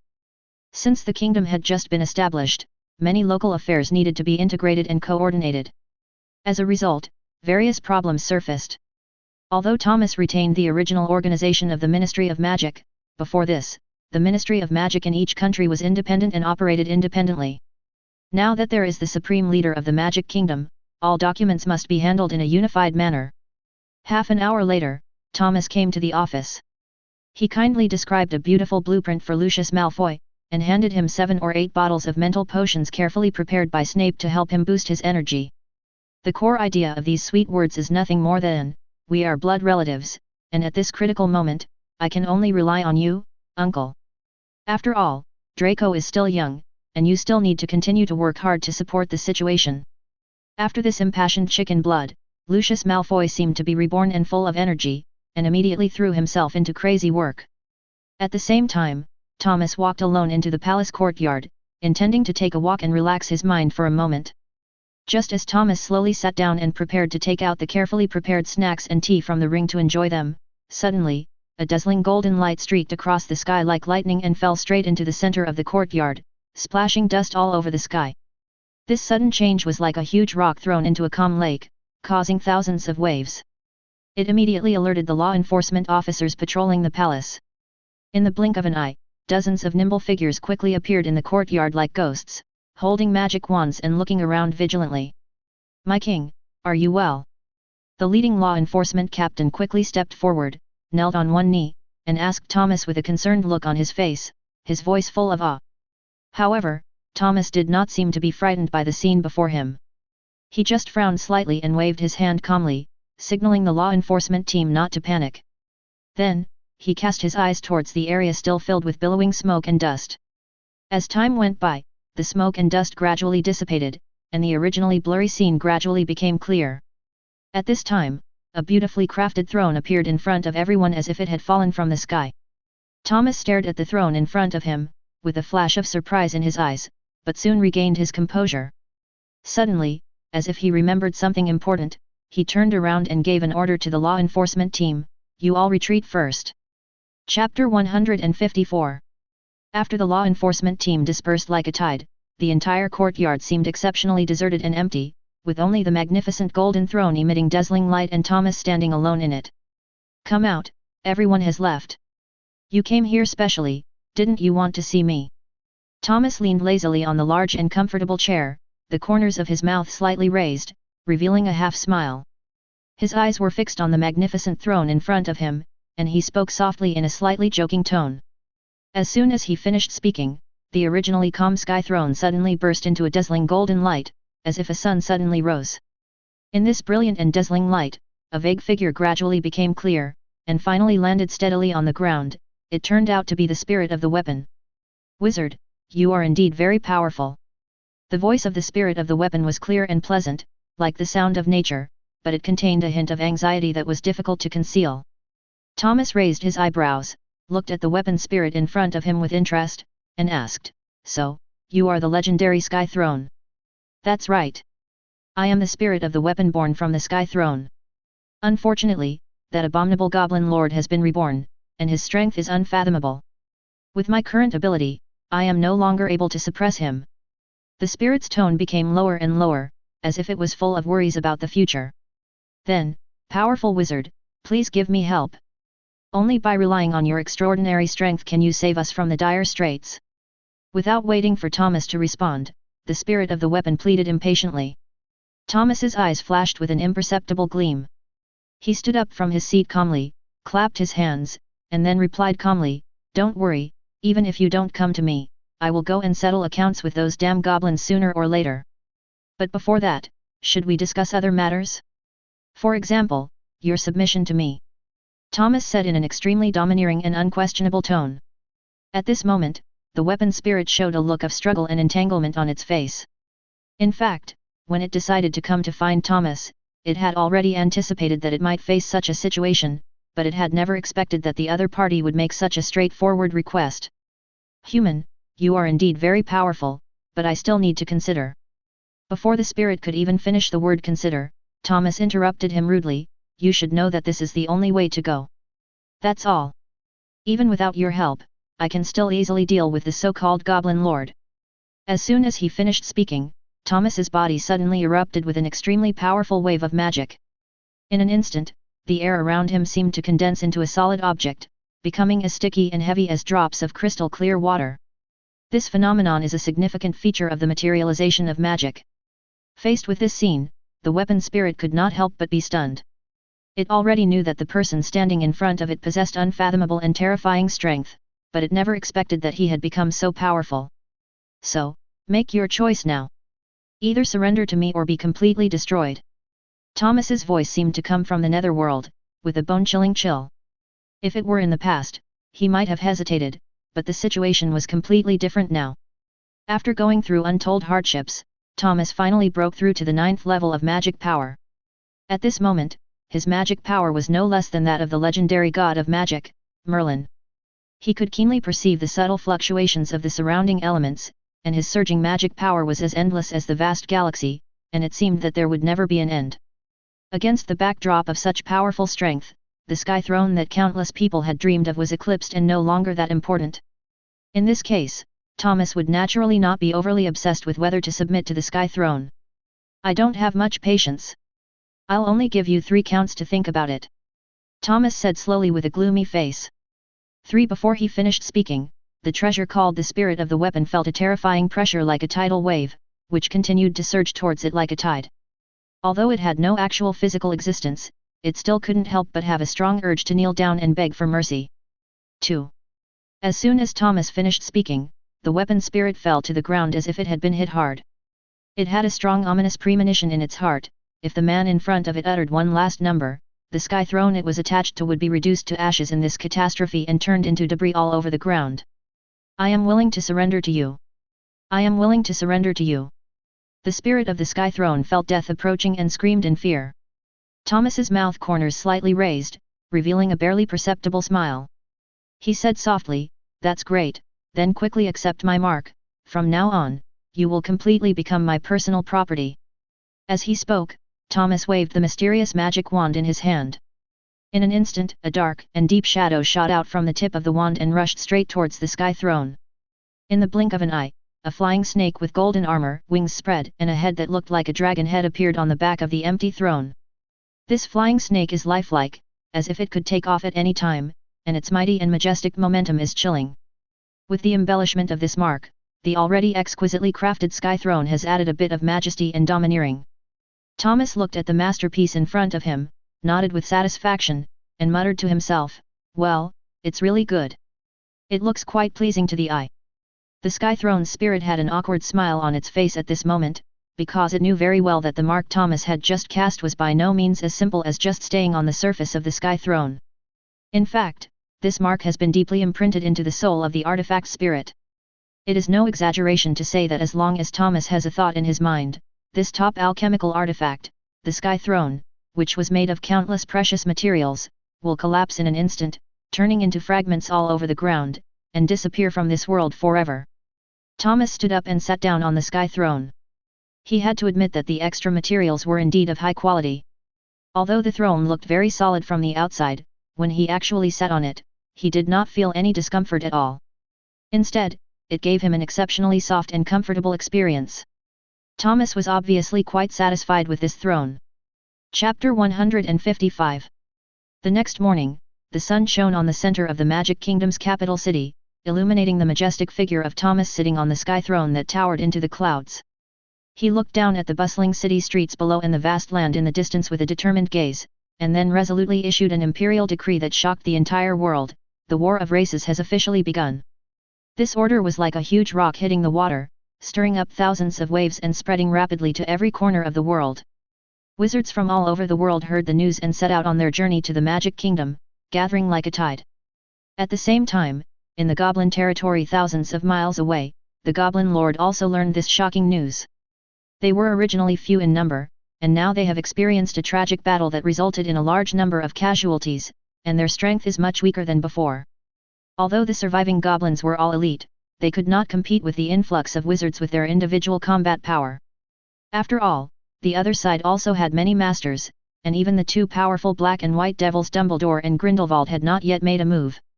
In such a serious situation, the Goblin Lord knew that he could not sit still and wait for death.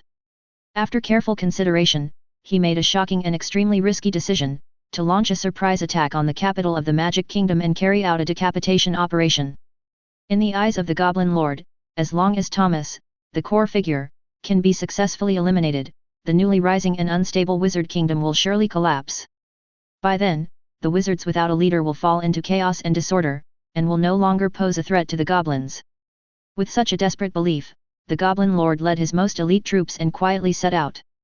It was late at night and everything was quiet, but the Magic Kingdom was not peaceful. Fire shot up into the sky, illuminating the entire night sky. In the center of the palace, a figure was sitting. It was Thomas. At this moment, he slowly opened his eyes, and the corners of his mouth slightly raised, revealing an evil and charming smile. "It's finally here." Inside the palace, a fierce battle was going on. The Goblin Lord was swiftly shuttling across the battlefield, waving the light in his hand, knocking the wizards of the law enforcement team flying backwards. The battle had already entered a white-hot stage. However, although the battle situation seemed to be favorable to the goblins, the Goblin Lord felt something was wrong. This strange feeling made him alert, but the current situation was urgent and he could not afford to think too much. The Witch King Thomas, who was wearing a crown and sitting on the throne, was within reach. As long as he could be killed, the situation of the war between wizards and liches would be reversed in an instant. Thinking of this, the Goblin Lord shouted without hesitation, "Kill all these wizards! The goblins will surely win." Following his order, the remaining fairies responded and charged forward recklessly. Although the fairies were powerful, they also suffered considerable losses in the face of the tenacious resistance of many members of the law enforcement team. The original mighty force of more than 2,000 people was now reduced to only 100 or so, and all of them were covered in wounds and blood, and their situation was quite bad. But they still surrounded the fairy lord closely, with firm eyes and no fear. Finally, the Goblin Lord led his mighty and aggressive army and successfully broke through the main hall gate. He walked into the main hall with his head held high and his chest puffed out, taking firm and confident steps, looking directly at Thomas, who was sitting high up on the sky throne in front of him. Thomas was still young, but he exuded an innate aura of majesty. However, facing such an opponent, the Goblin Lord was full of contempt and disdain. He raised the corners of his mouth slightly, revealing a mocking smile. The so-called Witch King is, after all, just a little kid. Then, he laughed wildly, and the sound echoed throughout the main hall, as if to announce to everyone that the victory of this war belonged to their goblin clan. The laughter revealed endless pride and complacency. However, Thomas did not get angry because of the other party's ridicule. Instead, he just shook his head lightly, held his chin with his right hand, leaned his body against the sky throne, and responded in a slightly joking tone, "With a leader as stupid as you, it is only natural that your fairy clan will perish, ha ha ha ha ha." As soon as he finished speaking, two earth-shattering roars suddenly resounded through the sky. Two huge figures, one gold and one green, suddenly appeared in the air. They were the powerful nine-headed dragon spirit and the mysterious Kukulkan. Then, countless dazzling lights streaked across the sky like meteors, lighting up the entire hall. In the blink of an eye, groups of wizards wearing high-end black military uniforms and holding magic wands appeared in the main hall like ghosts. They looked serious and ready, obviously well prepared. At this moment, even the most slow-witted and stupid person could understand that they had already fallen into a trap carefully designed by the enemy. The Goblin Lord widened his eyes, his face full of disbelief, while Rawl standing beside him was even more ashen, with all hope lost. This scene before their eyes was undoubtedly a devastating blow to them. This time, it was probably a matter of life and death for the goblins. "My lord, we will protect you and let you escape from here first. Only if you survive, our fairy clan will have hope of rising again." Rawl spoke with a tragic look on his face, and the other fairies were also determined to die. "No. I am the Goblin Lord, how can I escape from the battlefield? Even if I die on the battlefield, I will not regret it," the Goblin Lord shouted loudly. "Pa pa pa." A round of crisp applause rang out from Thomas, who was sitting on the throne in the sky. With a joking look on his face, he slowly said, "What a picture of the deep affection between master and servant. I can't help but feel a little moved." Before he finished speaking, Thomas suddenly emitted an extremely powerful wave of magic power, sweeping towards the fairies in front of him like a tidal wave. Many fairies with weaker strength were unable to resist this terrifying pressure and fell to their knees. This is impossible. You are just a mortal." The Goblin Lord was shocked and shouted in disbelief. He could never have imagined that a seemingly ordinary human wizard could have such a shocking amount of magic power in his body. "Nothing is impossible. I can give you two choices now. Either voluntarily accept transformation and live as a house elf, or die." Chapter 156. "My patience is limited, so you'd better make a decision immediately." Thomas took out his wand expressionlessly and spoke coldly. "We, the Goblin clan, would rather die than surrender." A goblin in the queue stepped forward and roared angrily. Bang! In an instant, the goblin who had just shouted slogans turned into powder and drifted away in the void like smoke. The whole process was as fast as lightning. Most of the goblins had not yet come to their senses and were at a loss as to what had just happened. Thomas raised the corner of his mouth slightly, revealing a cruel smile. He slowly lowered his arms and continued, "I have always respected everyone's ideas and choices. Since it would rather die than surrender, then of course I will do as it wishes." "Okay, now it's your turn to answer. All the goblins looked at Thomas sitting on the throne in horror, their eyes full of fear and despair. Devil, you are simply a devil! Another goblin screamed out of control. Bang! Accompanied by a dull bang, another goblin was instantly blown to ashes.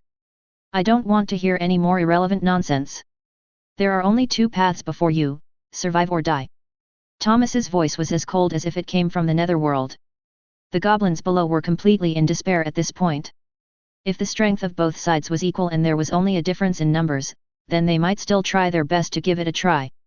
However, the reality is so cruel that the gap between the strength of the two sides is like a chasm, which makes them unable to have the slightest desire to resist. Since you can't make a choice, let me help you. After all, I am a kind-hearted person. Thomas raised his lips slightly, revealing a playful smile, and then gently waved the wand in his hand. His movements were graceful and calm, like a conductor conducting a grand concert. As he waved, a faint light flashed at the tip of the wand, and at the same time, a series of deafening explosions suddenly came from underground. That was the sound of the goblins being reduced to ashes in an instant. Their bodies turned into countless tiny dust particles in the explosion and drifted away with the wind. I am willing to lead the remaining goblins to surrender to you, Your Majesty the Great Wizard King. Rawls knelt on the ground without hesitation and shouted loudly. He knew very well that if he continued to resist, the entire goblin race would probably face a catastrophe. Rawls, you dare to betray us, I will kill you with my own hands now. The Goblin Lord was furious and was about to raise his hand to kill Rawls. But at this moment, he suddenly felt a heavy blow to his abdomen, and the whole person was hit hard and flew out like a cannonball. Then, an extremely large and heavy body fell down with a bang, pressing the Goblin Lord tightly under it like a mountain. Accompanied by bursts of crisp and terrifying bone fracture sounds, the Goblin Lord could clearly feel that every bone in his body was breaking and cracking. No matter how it struggled and resisted, it could not break free of its restraints. This suffocating feeling of oppression seemed to bring it back to that nightmarish moment hundreds of years ago. At that time, it was also suppressed by an irresistible force like now, and had no power to fight back. Shut your noisy mouth while the master is speaking. If the master had not given the order, I would have crushed you, a lowly little insect, right now. A cold and hoarse voice suddenly sounded. Kukulkan bared his fangs, flicked his scarlet snake tongue, and spoke viciously to the Goblin Lord. Veins bulged on the Goblin Lord's forehead, his face flushed red, his eyes wide open, staring at Rawls with hatred. If it weren't for this hateful man in front of him, how could he have suffered such a great humiliation? The resentment and anger in his heart almost burst out. Seeing this, Rawls became even more unscrupulous. He scolded mercilessly, Mike, now that things have come to this, why are you still so stubborn? Enough of the blood of our fellow tribesmen has been shed. Isn't this enough to wake you up? The name Mike is actually the real name of the Goblin Lord. After careful consideration, Rawls finally understood, even if they will become slaves from now on, as long as the bloodline of the goblins can be passed on, that is enough.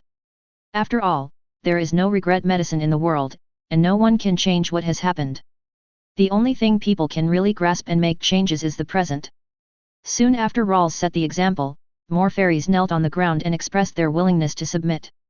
There was no doubt that all of these fairies had witnessed the entire bloody sacrifice of Rawls.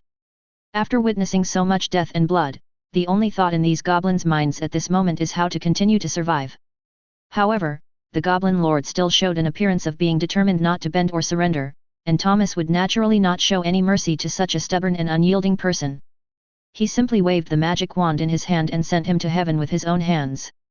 At this point, the huge hidden danger that had been lurking in the magical world has finally been completely eliminated. The next morning, the warm sunshine shone over the magic kingdom as usual, and the damaged buildings had been completely restored under the influence of magic. If it weren't for the faint smell of blood in the air and the sudden appearance of dozens of house elves, it would be impossible to tell that anything unusual had happened here. Witch King, celebration ceremony.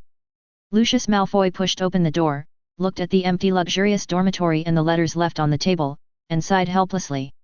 In the Slytherin common room. Wow, cousin, when did you come back?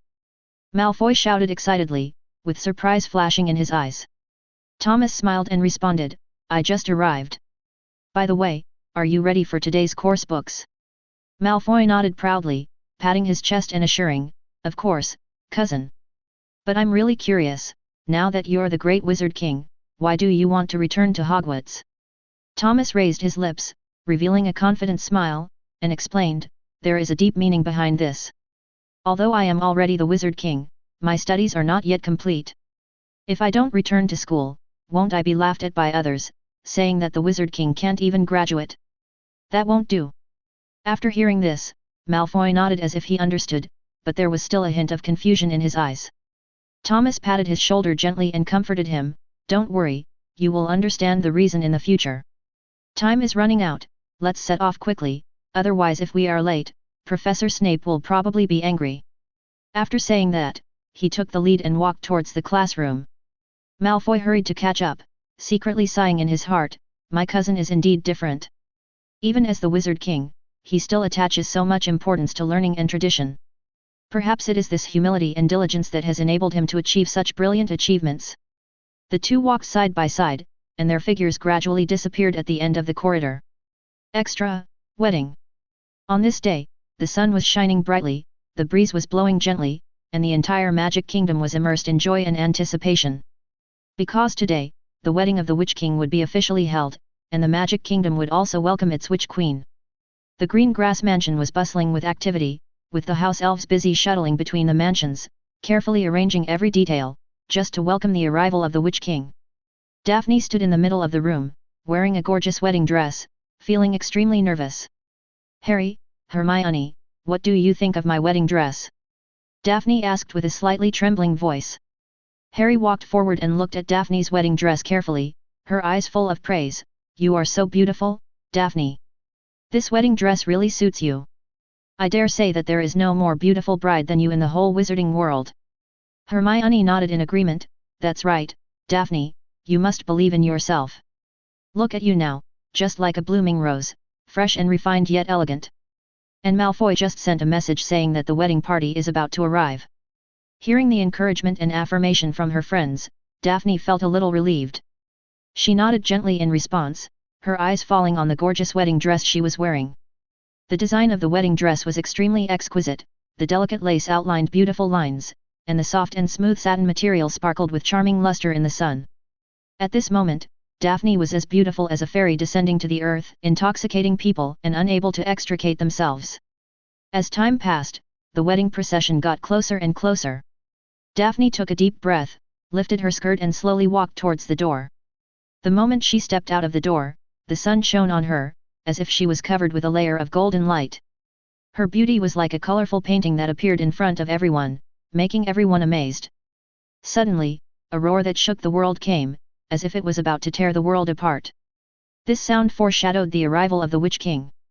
Cucurkin waved its huge wings, and its body shining with golden light was like a towering hill, dragging an exquisitely crafted carriage behind it. A group of wizards from the law enforcement team, dressed in black high-end military uniforms and with solemn expressions, were closely guarding both sides of the carriage. Their numbers were so large that it looked like an endless desert. At this moment, the door of the carriage was slowly pushed open, and a handsome man in a fine black suit walked out of the carriage. There was no doubt that this man was Thomas Blake. I'm here to pick you up, Daphne. Thomas looked at Daphne in a white wedding dress tenderly and said softly. Yeah, I know. Daphne nodded with a smile on her face, and gently lifted the hems of her skirt on both sides. Then she ran towards Thomas with light steps, her long skirt dragging on the ground like flowing clouds. The bright sunshine fell on Thomas and Daphne, as if covering them with a layer of sacred and dazzling light. In this quiet and beautiful moment, the two hugged each other tightly and kissed each other softly. It seemed as if time had stopped and this moment became an eternal moment. In the sunshine, she, known as the Laurel Goddess, wore a laurel wreath symbolizing love on her head, emitting a charming glow, and the powerful Witch King finally found his true love at this moment. P.S. New book, HP, exchange student from Oriental Tianxi Mansion, updated every day. If you enjoyed this video, please give it a like and subscribe to the channel so you are notified of future uploads. You can find the next parts in the playlist visible on the screen or on my channel. Thank you for watching, and I'll see you in the next one.